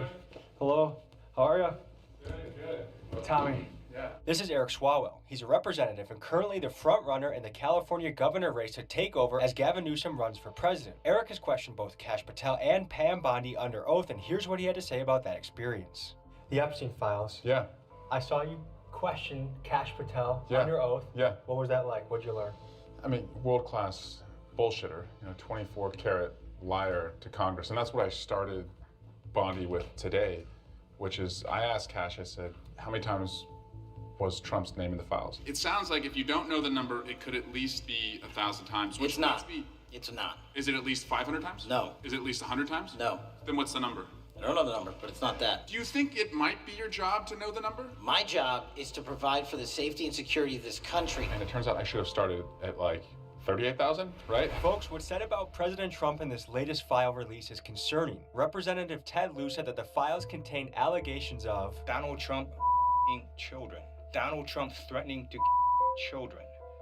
However, Trump has interpreted the release of these files much differently, and when asked about it, he said 3 times within 20 seconds, I have nothing to hide. I've been exonerated, and I've been totally exonerated, and I've been totally exonerated. Needless to say, it will be interesting to see whether U.S. presidents mentioned in the files like Clinton and Trump will ever have to submit to further investigation. I didn't start high enough, and so I just wanted the Attorney General today to understand the reason so many of the survivors were present and pissed is because the last time someone from the Department of Justice came, they were lied to. A lot of Americans are suspecting that our FBI director lied under oath. He absolutely lied under oath. And that the punishment for lying is, what they are trying to do against all of their enemies. And I'm just saying, just tell us the shit extra right now. Do you think it's possible Whole lot that the going director of on. the FBI They say Trump a lied pedo. under oath? I think it's possible. And what is the punishment for lying under oath? Well, it's a crime, so punishable with prison time. To say that there's no evidence in those files is just a flat-out lie. The reason they know they can lie under oath is because they are anticipating this president to give them a pardon. I guess first of all, let's just clear the air. Did you visit the island? No. Okay. This is Mark Kelly, a former NASA astronaut and a current senator from Arizona. been And to he's the on the short island, list of Democratic candidates who may run for president in 2028. Here's what he had to say about this Epstein drama. A lot of people are coming out in the unredacted files that are still redacted somehow. It appears we have, from the top down, a concerted effort to push us under the rug. Can you describe this from your point of view? Well, you know, in the unredacted files, right, they unredacted some of the victims' names, so they get thrown out there. The names of co-conspirators, which were supposed to be unredacted, are still redacted. So they couldn't even get this straight. And we now have the ability to go over to DOJ and log on to some kind of computer. They have like 4 terminals for 535 members of Congress. So they're making this purposely difficult to do. I think so.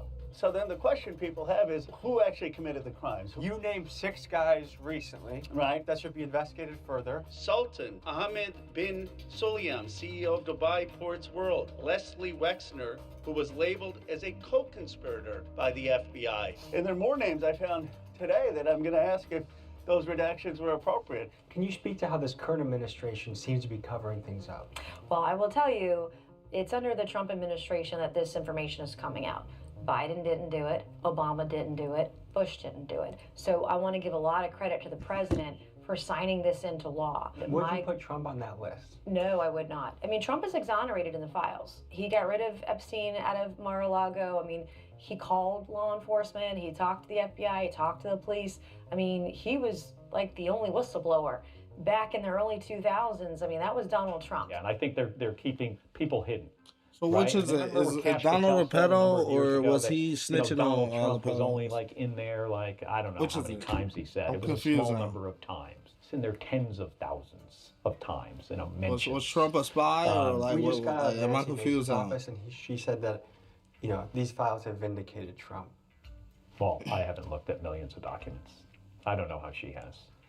I believe Donald Trump has a lot of questions to answer about what he knew, what was going on, whether he knew other people who were these girls. I guess to say that Trump has been forthcoming in this, I feel like I don't know how you can interpret it in that fashion. Well, he signed it into law. No other president has done that. So I think we have to give credit where credit is due.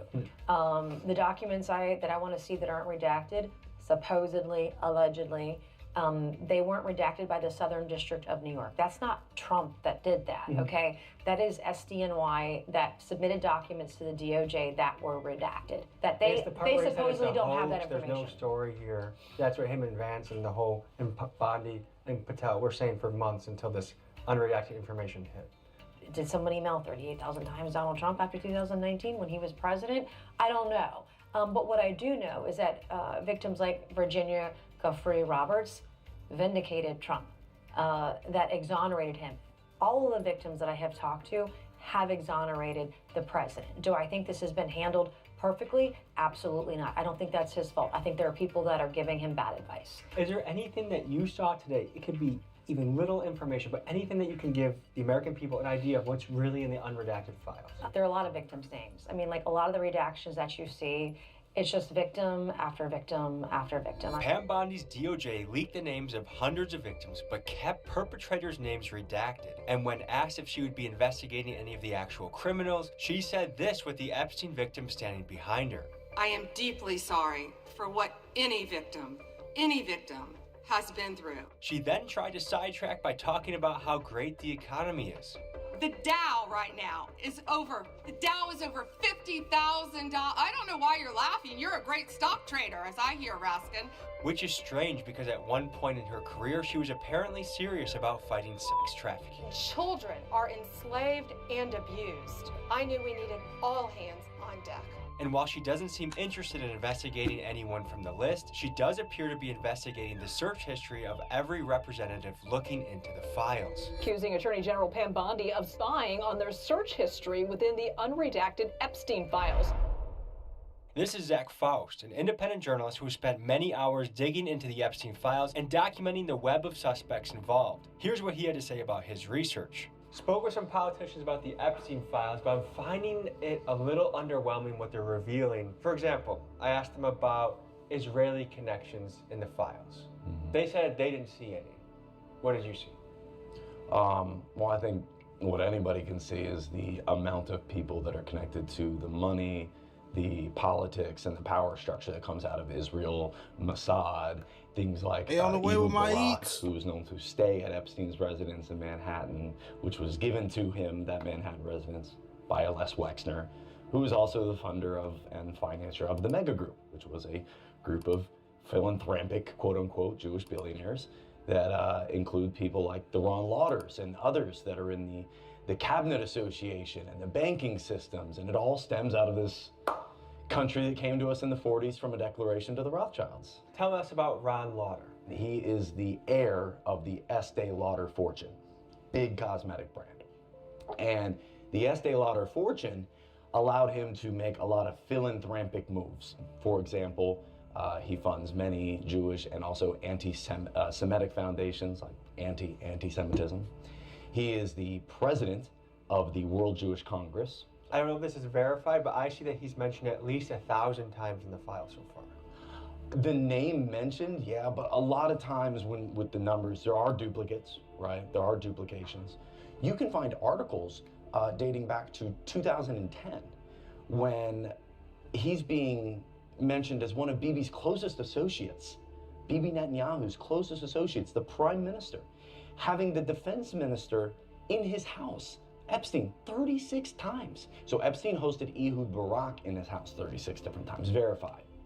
And Ehud Barak was the defense minister under Bibi Netanyahu. So to say the following, there is heavy Israeli involvement, there's heavy elite Jewish involvement. Is that anti-Semitic or factual? It's not anti-Semitic, because you could get down to the grassroots of what the word anti-Semitism means and the fact that a Palestinian group would be just as Semitic as someone from Israel. But it's not anti-Semitic to look into the depths of the corruption of the Israeli government and their control over our ideology through things like surveillance, yes, but also just mass media ownership. Every single representative I questioned about the files, including at least one that has an Israel flag in front of his door, said that there is no known Israel connections. Why do you think they said that? There's just too much involvement in not just these elites and their religion, but also their money.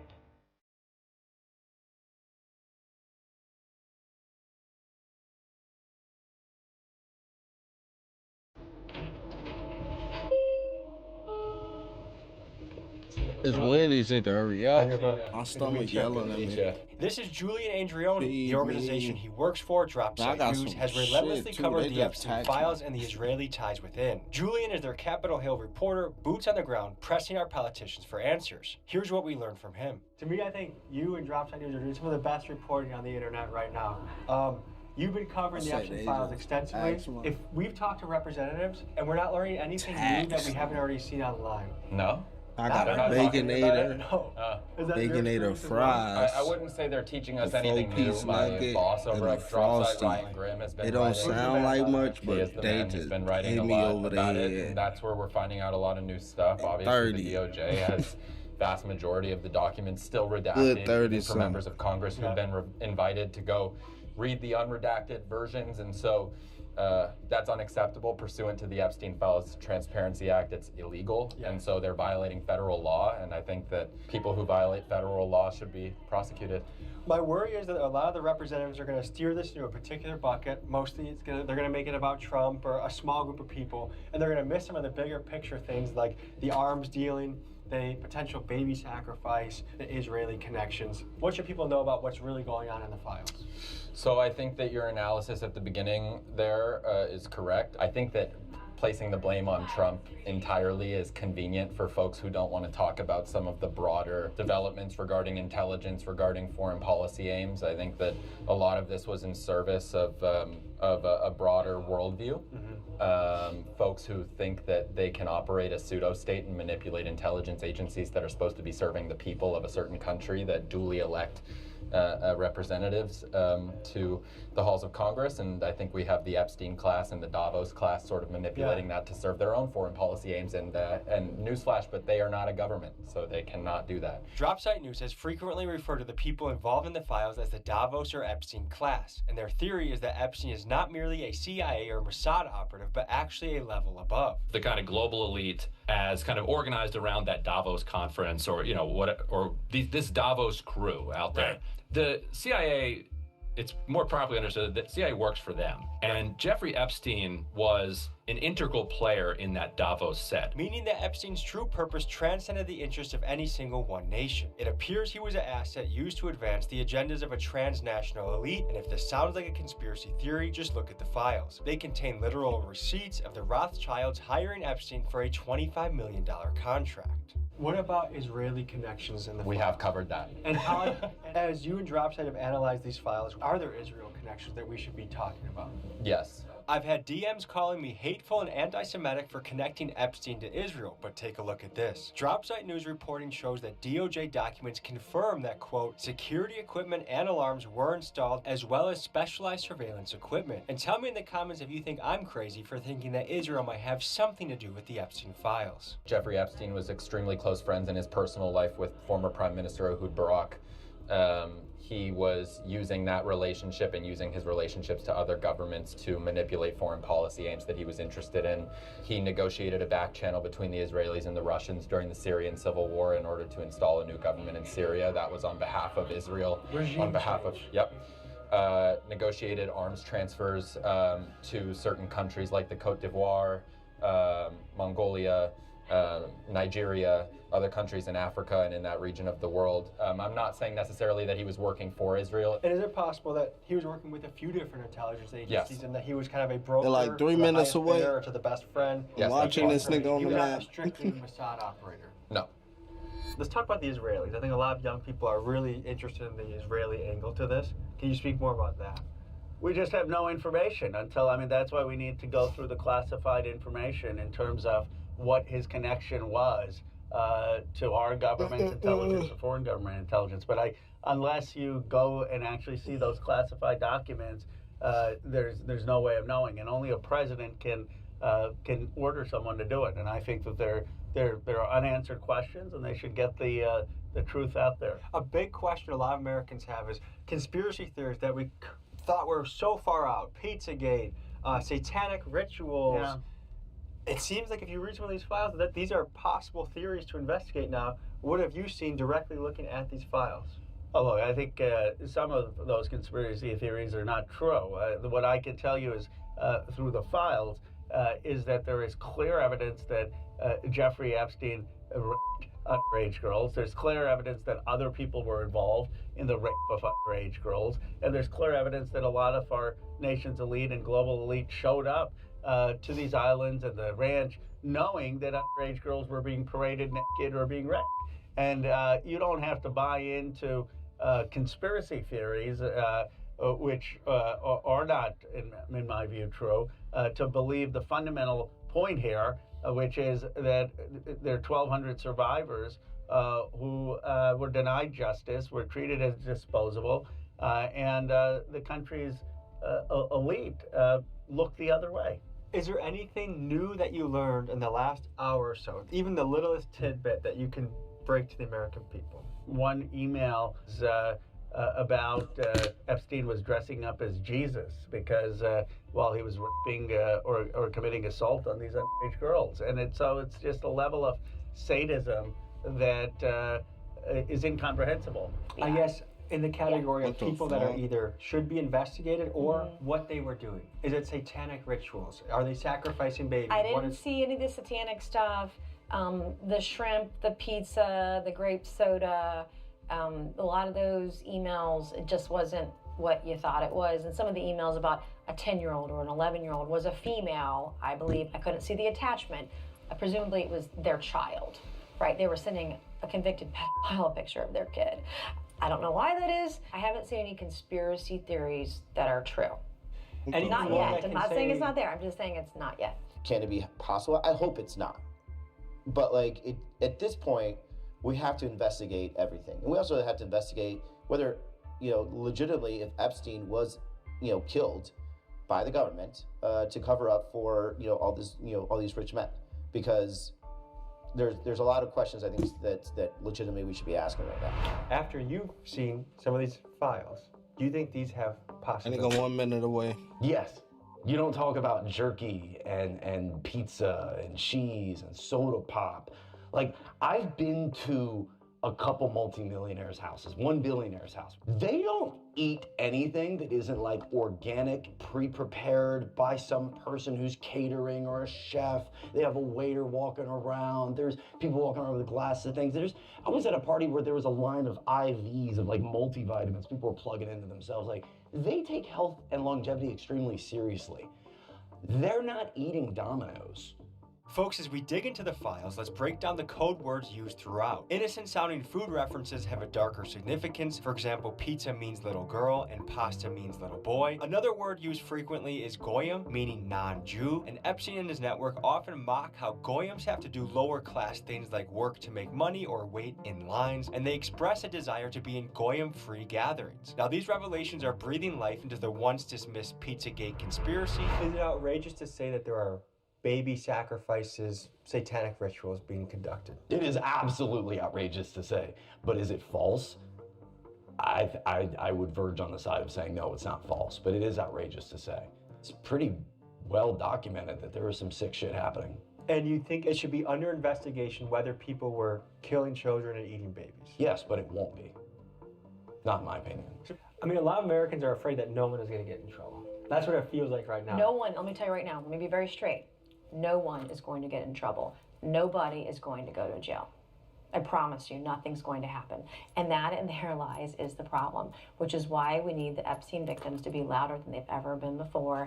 And we need to just shove it in the faces of people in power in the federal government until they do something and until laws are changed. I want to circle back to what you just said. You said pretty confidently that you think no one will get in trouble. And I don't think anybody's going to go to trouble. I Why don't do you think anyone's going to jail because I have no confidence in the justice system. We have a two-tiered system of justice in America. We have one for the rich and powerful. We have one for everybody else. Nobody's going to jail. It's personal for me because I met these survivors. I get survivors texting me saying, giving me names of people who I should be sending to justice, that they should be investigated. If you really believe in this, you should at least call for Howard Lutnick to step down. Howard Lutnick, our Commerce Secretary, whose sons are facing allegations of profiting big time off the very tariffs their dad helped create, the guy who just got caught lying about his ties to Jeffrey Epstein, and the same man who eventually had to admit he didn't just go to Jeffrey Epstein's island, but he brought his kids there? Yeah, this guy might need some further investigation. How can you have someone like that be our representative for business to the world? Do you think anyone else will get charged? Yeah, I think so eventually. So you're confident that more people will be brought to justice? I'm not sure it's going to be anytime soon because, I mean, what this feels like to me is still a cover-up. But at some point, this president is gone. There's a new administration. And we should have an administration that's going to provide some needed accountability for all these women. They deserve justice. Do you think the American people are going to let this slide? You're gonna put me on camera answering that. I don't want this used in my deposition. I think there is gonna be a point where the American people reach a break. I think it's the very reason the Second Amendment exists, is to fight against a tyrannical government. Am I wrong? Bro, I know you gotta head out to a vote. I wanna leave you with this. First of all, the American people are rooting for you, cheering for what you're doing. Very big fan of that. We will not rest until justice is brought to somebody. Thank you for what you're doing and exposing this, and thank you keep for fighting the good fight. Thank you. Appreciate you. I think we need to take action in the ballot box. We need to take action with how we fundraise for people. I'm not giving a single vote to anybody that protects the files. I'm not giving a single vote to anyone that funds Israel. There's just these fundamental rifts that if a politician does X, Y, Z, we do not support them and they lose a job. And that's the weapon that we have is our dollars. I think we maybe should consider not paying taxes, but we do have a voice here, and we have a role to play, and we got to step up and play it, because this is our country that depends on it. Folks, 3 quick things before you go. Number 1, to realize that only 2% of the files are out there right now. So imagine how angry you are right now. Imagine when we see the 98% of footage, video, files, emails, documents that are so heinous. I mean, if this is what they're showing us, imagine what is really out there. And to think 1999 to 2003 supposedly kept away from us, wonder if that has anything to do with 9/11. We'll have to see. Number 2, I am happy to join in the movement of not paying taxes. I will withhold my first quarter tax payment of this year, and hopefully this movement has momentum so that we can leverage the change we want within our government. And number 3, we dropped an anti-government t-shirt collection on the site, TommyGMcGee.com. Custom art, high quality t-shirts, something that I think encapsulates how we all feel right now about our government. Appreciate you guys. See you next week. Peace.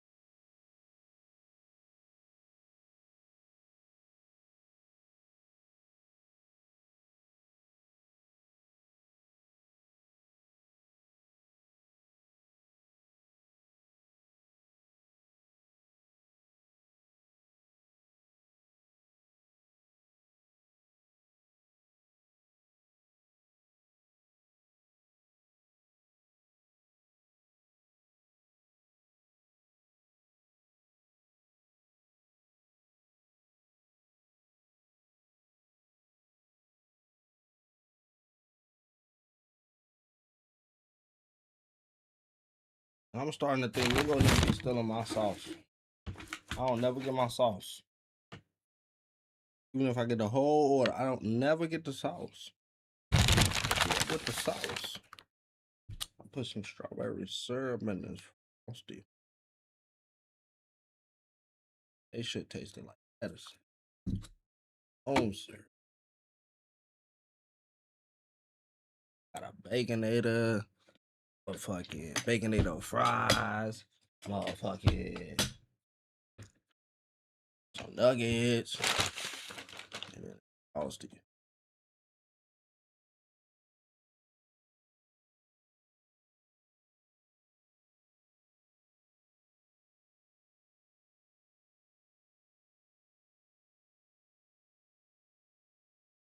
Episode 3.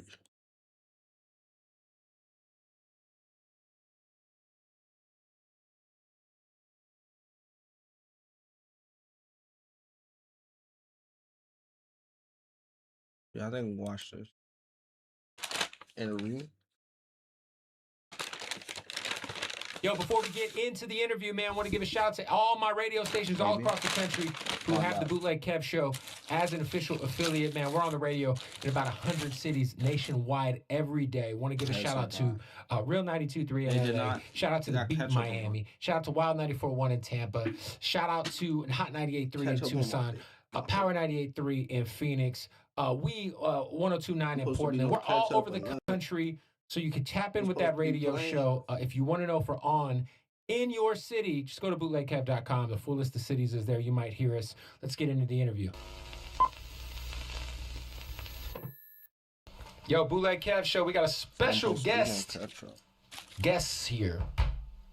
Yachty, Concrete Boys. Welcome, welcome, welcome. How y'all doing? Good. What's going on? How was All-Star Weekend for y'all? Busy, man. Running around. Yeah, man. Non-stop every day. I gotta ask you. I saw you had these. It looked like the All-Star Game Air Forces. Are these the official sequel to your Your shoe? No. It's like a PE of yours, essentially? I guess you could say it's just a sample. A sample? Just a little test. You know, a little old. Okay. I wonder, like, if you bust out samples, because you have that with Nike now, like, if the fans and their, feedback is strong enough, do you kind of run it up the line and be like... I think that's how the green, yellow, red shoe came about. Yeah. That shoe wasn't supposed to come out. That was my Coachella shoe for my outfit. And then it was just... The response was heavy. Yeah. Nike they were like, man, we think we should drop this one. Talk about, obviously, Volume 2, you guys working on this album together. What made it the right time to finally get out the sequel to the first album? Man, supposed to drop it last year. I think that sometimes with timing, you just like, man, I don't know. As I got older, right, like became an adult, it's so crazy how just like how fast time be going. Like you just blink and the year be over with. Yeah. Like we damn near in March already. Right. So I think that when you just got a lot going on, again, it's 5, 6 of us, so just getting everybody together and putting it together, not difficult, just time consuming. So I think we had the skeleton since last year and just really making it make sense without feeling rushed was the key. Out of everybody in the group, who's the most competitive in these studio sessions? We are pretty competitive. Oh no, I was gonna say opposite. I don't really see no like Camo, you be saying that, bro. I don't really be like, bro, I'm not competitive with y'all boys, man. I really don't feel like that. Me either. I don't feel like we're I'll be honest, I'm like, I just whooped y'all ass and that's all. But that's like, that's not. We're talking about friendly competition. But it's not friendly competition. I don't feel like nobody has anyone ever changed their verse? Cause like, I didn't have to by like anonymous decision that like we all knew that I fucked up. Yeah. Who's changing the verses? We don't even have to do it. Everybody. It's normal, you know what I'm saying? It happens, man. I don't think nobody ever try to outdo nobody. You know? I ain't never tried to outdo it. Right. I think it's more like when you have something, you be like, damn, I know I'm about to go crazy on this. Not really like, I know I got a better verse than you type thing. Right. You know? Still starting shit, still. Yeah, but ain't nothing wrong with that. It's just, I don't think we've ever like, ooh, boy, I'm about to kill y'all. Right. Yeah. I ain't never felt that way. Yeah. Real talk. DC, I hear that you have the most lit studio sessions. Yeah. I hear that they're so lit that there's certain studios that won't even allow you in. He knows the real inside. He knows what's going on. Okay. So can you kind of break down what is your studio aesthetic and just kind of what comes with a DC studio session? Man, I'm not gonna lie, like it depends on how I'm feeling, but as far as just moving forward, like, I've been talking to both. I've been talking to people like Wallow and Coach.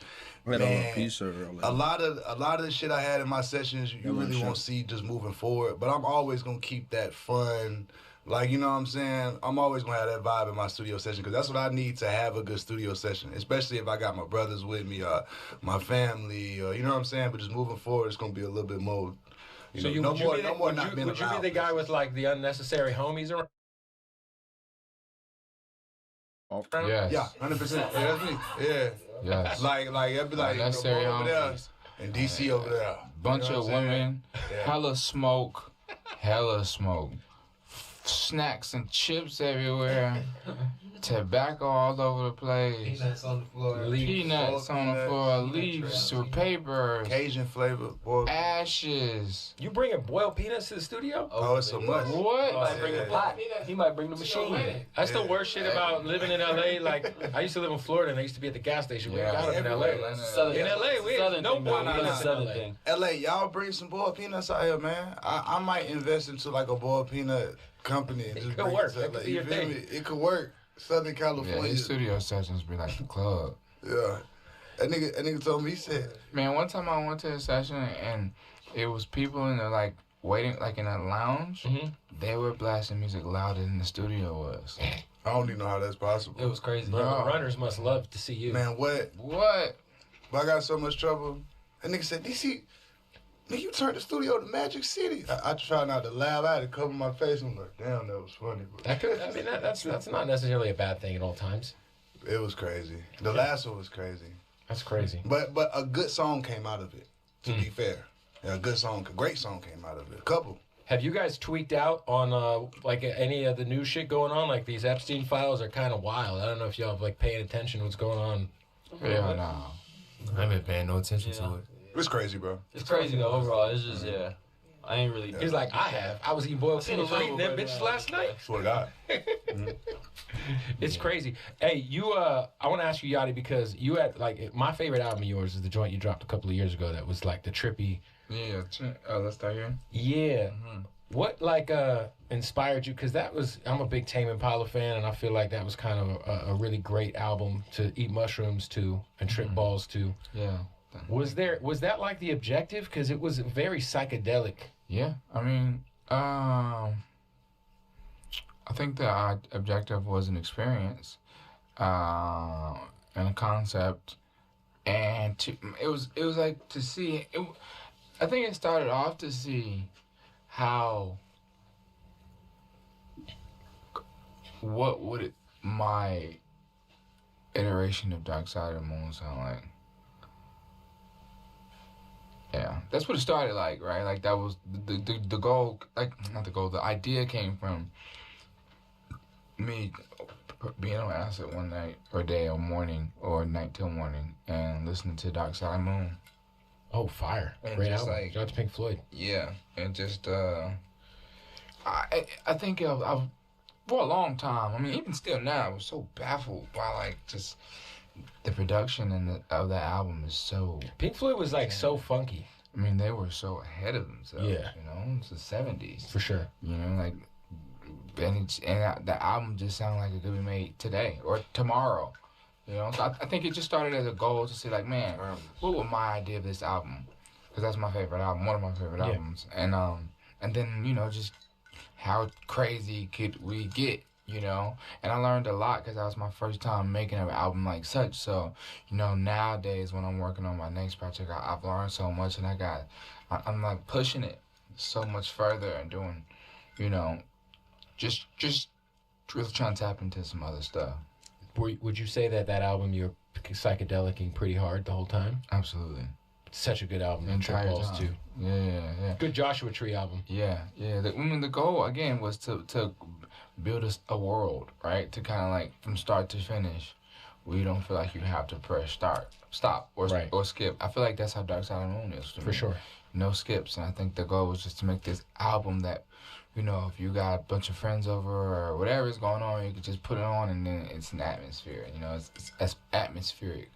You know, I've had a lot going on in my life at the time. I had just had my child, and my career was in a weird place, and I was just coming to a part in my life of really trying to understand what was next for me. And I mean, I think it shows in that album. It's so different from anything that I've done. For sure. Yeah. What's your? Are you prefer acid over shrooms? Or? Absolutely. Really? Yeah. Well, acid strictly like I don't think people understand, like, if you don't eat mushrooms, you gotta eat a shit ton of shrooms to really see shit that isn't there. It's kind of a body high if you don't eat that. Acid. Like how many? It's like one small. You do a tab of acid, you gonna be on. You've seen everything. Fucking roller coaster. But like, how many shrooms does a person have to eat to feel like to get? I think like that's different for everybody. 7 to 9. No, it's like no. A hero's dose is like 5 grams. And that's like boss final boss. You can do it. You can do it. You know, shrooms are a lot. You're gonna cry out. Less strong than acid. Yeah, a lot. So shrooms are less strong than acid? 1,000 times. Really? I didn't. So I skipped the line. There's the acid bullshit is like wild. I would never I've do done that both. shit again. I actually prefer the vape. You know, I got a guy. Productive. Yeah, and I mean, I got a guy that makes them in Brooklyn, and they're pretty strong. Like, but you've done like the you've smoked the toad. I haven't smoked the toad, but I've done the powder. The freebase. Now, that's too the far. crackheadish version. Yeah, smoking toads. It's literally. Did you go away for a little bit? Yeah. I mean, I hate to say it, but it's definitely the crackhead version. No, yeah, you got a freebase. So you feel like a crackhead too when you're doing it. Yeah, you freebase it. Like it's crazy. Yeah. It's like they say crack pipe, and you just like burning a crack pipe, and you like in a dark room. Well, it's like you. They say that when you're under DMT, like so much, like there's so much being put into your brain that you can't even handle this. You can't even remember everything. Man, I always forget when I come out of a truck. My homie said he lived like a 9-month period of his life where he like found a girl, got a new job, got married, and then woke up and only 20 minutes went by. Yeah. That's tough. That's a whole nother life. Yeah. I love DMT. I've just seen a skit not like that, but I've heard hella stories like that. I think Hey, we gotta stop like, the what interview the to tell you about our fuck? good folks. Odd Socks, man. Now, these are the Odd Socks basics, ladies and gentlemen. Now, when I tell you, this is a product that every single day I'm alive for the last 5-6 years, I have used are these Odd Socks basics. Now, what Odd Socks is doing is they're kind of reinventing. I don't give a fuck. They got their 10%. I mean, I don't think none of it was made this year. I think more than 10%. How much of this span of time? This album, obviously, since you guys were working on it over such a long span of time, how much of like the older stuff made it, or how much like I guess how much of this is newer? Like 10% is old. I think more than 10% is old. I think it's a fair amount. I mean, I don't think none of it was made this year. Oh, well, this year is February. But a lot of it was made before last year. I think in 20. Yeah, because I was on tour. So, Tyler tour. Which one? In there though, when we went to New York. Like I wouldn't use the word. I wouldn't say squeeze. Was that this year? Last year? Summertime, like June, July. That's when we really locked in. For me, that's okay, pretty recent. Yeah, that's pretty recent for me. Already went to LA, locked in. It was back to back. In the studio, just going crazy in LA. But I say we just made great, like y'all just made great songs in New York. Yeah, we made great songs in New York, and that made people be like, hey, let's get on this. And then when that LA, we locked in, started crazy on it for sure. Yeah, we just locked in. Is V's like the unofficial member of the group because he's on the album twice, right? Yeah, you on there. And Rio. Sure. Yeah, and Rio too. Shout out to Rio. Shout out to Rio, ghetto boy. Risky. Yeah. I would say V's is like an official member though. I mean, he'll say official if you ask him. He will. I fuck with V's though. You are like so tapped in with obviously the Detroit Flint shit. Hell yeah. You put out that's actually my favorite hip hop album of yours. I appreciate that. Yeah, I was a good time. I enjoyed, and I did a whole like vlog on that project. I don't know, a lot of people don't get the chance to really experience Detroit, but it's a great city. It's so much fun. Yeah. And like obviously Atlanta, you guys get a lot of credit for having like the most beautiful black women in the world. I always say it's Detroit. Detroit is older too. Detroit got some. What's that strip club out there? Truth. Yeah. Great place. Truth is ghetto as hell. And they got the Coney Islands everywhere. Yeah. I don't love Coney Island, but they're a little overrated. Like when you talk to people, I always tell people from Detroit, like y'all's food is, it's like no, Detroit got some food. No, but not the Conies. The Conies is whatever. Detroit got some fire shit. Sweetwater is dumb fire, and that one spot, man. I forgot what restaurant called. Man, I forgot when we was in there last time. We was just out there with them slushies. Oh yeah, Babyface race shit. Yeah, that was Babyface. That big shots. I feel like the hood spots got the best food, but I look at Coney Island kind of like Cookout. You know what I'm saying? You can get anything like 2 a.m. You feel me? 3 a.m. Get an omelet, it's cool. some wings. It's not Cookout. Cookout is far. They don't got Cookout here though, huh? I said it was better than Cookout in LA. It's a southern thing over here. No. Nah, they ain't got nothing like Cookout outside of Atlanta. What's Cookout? It's a restaurant fast food. I don't think In-N-Out burgers like they cook out. They got it in like North Carolina. Everything. Yeah, In-N-Out was like one Cookout came from North Carolina. We got In-N-Out. That's what we got. In-N-Out is weak. Nah, yeah, but you don't like In-N-Out? In-N-Out's overrated. Too overrated. Definitely weak. Y'all think In-N-Out? You don't know what Cookout is? Too overrated. It's not weak. It's definitely weak. You know what it is though? You think it's gonna be better than what it is when you want to get it. Like I waited in a long ass line. It was not worth the line. If I knew it was gonna taste like, I would have left and went to McDonald's. It's not a better fast food burger. I would have left one fat my ass to Mickey D's. Nah. He said it's not a better fast food burger than In-N-Out. I'm gonna say Burger She Roll. That's the best burger place in LA. Fast food. What? Fast food burger. That's the best fast food burger. It's the best fast food burger. Yeah, It's not. Multiple locations. They got a drive-through. Argue with them. That's out here. But also, I like Burger She You need to Roll. argue with Burger She them. Roll. No, damn. That's the one. I Man. never heard of that place. Burger She Roll. Change your life. fast food though. No, it's not. I know. It's a sit down. It sounds like a nice sit down hipster joint. Wait, are y'all still eating Arby's, or was that like just like a night? In the world. No, Cookout is better than that. What? How is that? They got a drive Arby's for a minute. Nigga, you Arby's is the fries. Fuck you, drive through guy. Cooking off. Yeah. Face of that shit. Too fast. Yo, so Rio, are you like the latest like official inductee in the crew? I mean, I'm their DJ. You're the DJ. I guess I'm the latest. How long you been DJing? I've been professionally DJing since I was 14, but I've been with them for like a year now, about a year. So you started off as a kid. Yeah. You still look like you're 14. Still a kid. I'm 19. You still look 14. I'm 19 now. I saw you got fuck ice in your bio, which is dope. Yeah, fuck ice. Yeah. I hate Ice Spice, man. Fuck Yeah, fuck Ice Spice. You got ice on your neck though. We hate You talking you, about Ice. ice? No, you're talking about. No, ice. Okay, cool. Immigration enforcement. Has that hit Atlanta pretty crazy? Because this obviously LA is different. Minneapolis is going crazy. I don't know if it's hit Atlanta like it. That nigga clinked that up so fast. But I think they trying to make a presence everywhere. You know? He was like, you got fuck ice in your bio. Yeah, it's pretty crazy. Yeah, I was like, yeah, fuck Ice. Now you like Ice Spice. Yeah, Ice Spice, fuck her. Yeah. Ice Spice, the rapper. Podcast, bro. You ain't done an episode in like a year. It was so good. Nigga, Yachi funny as hell.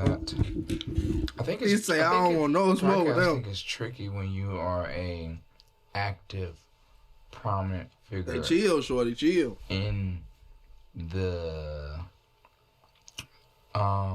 business that you talk about. I think it's sticky. It gets a little sticky to have a public opinion, right? Because you're still in the game, right? And I think that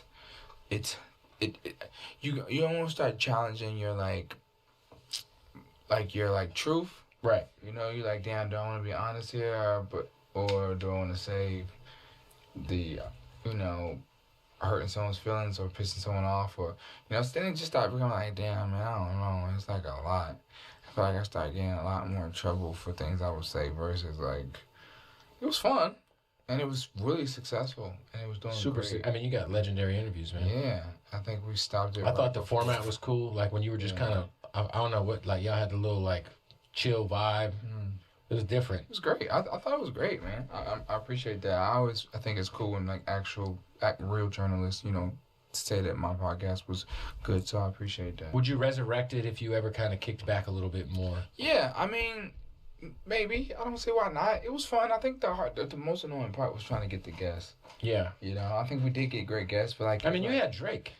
Yeah, which a lot of people. Drake interviews. We never even put the second one out. We had a second Drake. Oh, you didn't put out a second Drake interview? It was right before the Kendrick thing. Right before the Civil War. Yeah, so we never put it out. It was good too. It was really funny. It was. Did you guys talk about the Civil War? No, it was right before. Oh, so it was like it almost wouldn't make sense to put it out. Yeah, because it was right. It was such a funny interview. We never put it out. Oh. Yeah, I was sitting in the middle of the arena. Was there any other interviews that just never made the upload?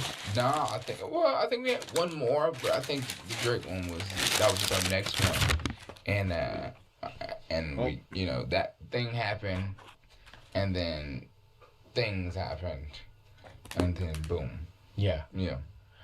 Do you feel like that whole situation kind of puts you in a weird place because you're friends with everybody? I feel like you're such a lovable guy, and like you obviously get mentioned in Euphoria, and like I can just imagine being in that position. I don't think it put me in a weird place. I was with Drake.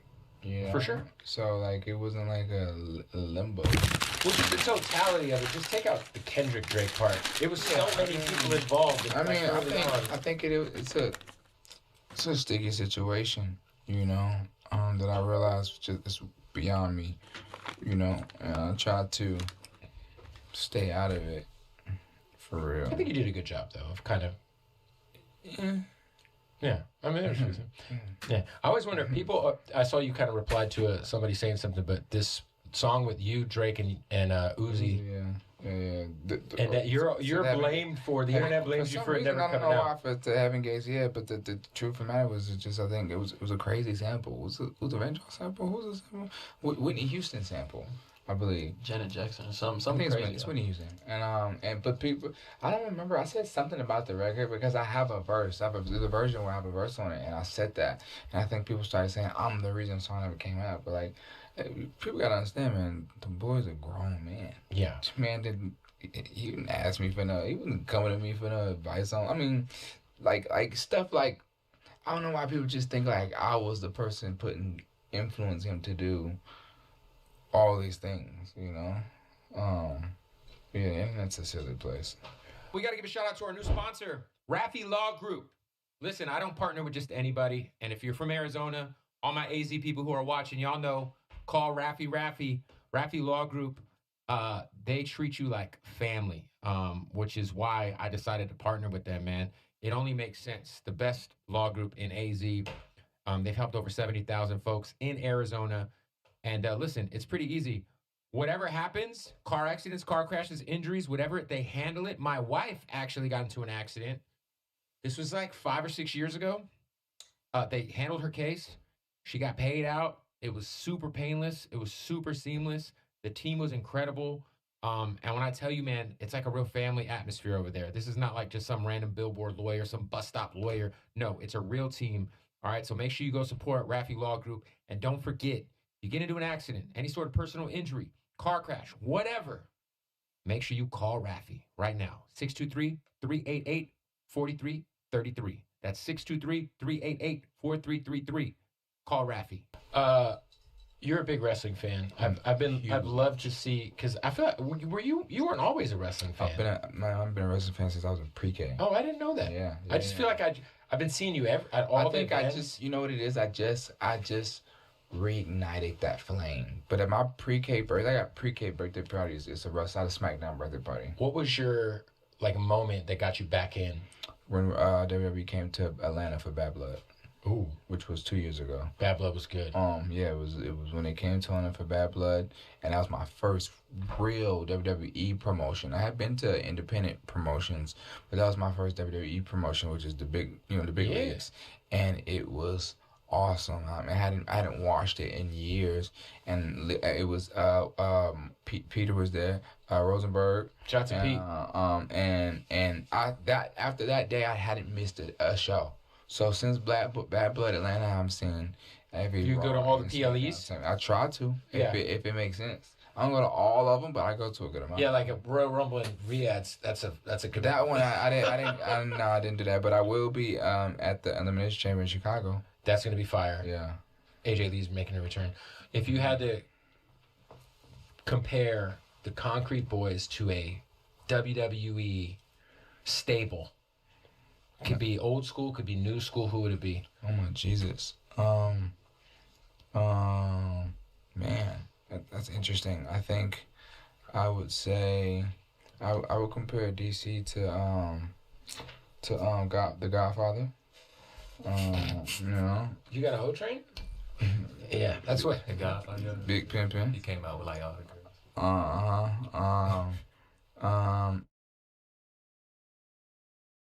It was 1:30 in the morning.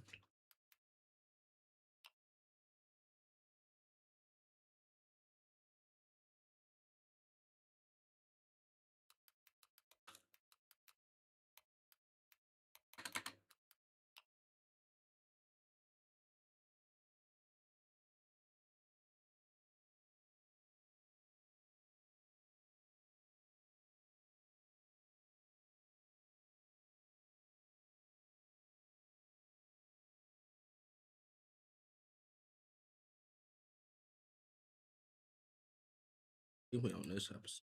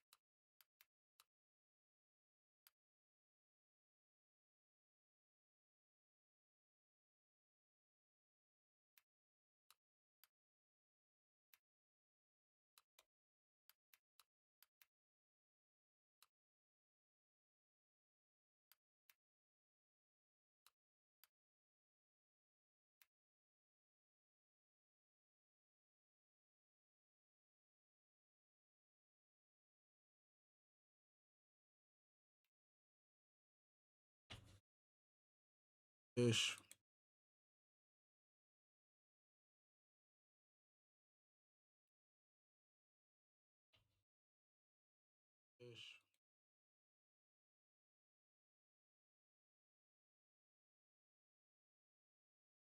Long day.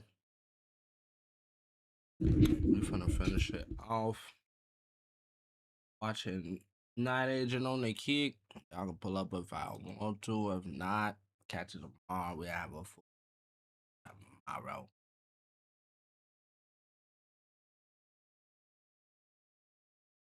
A kick.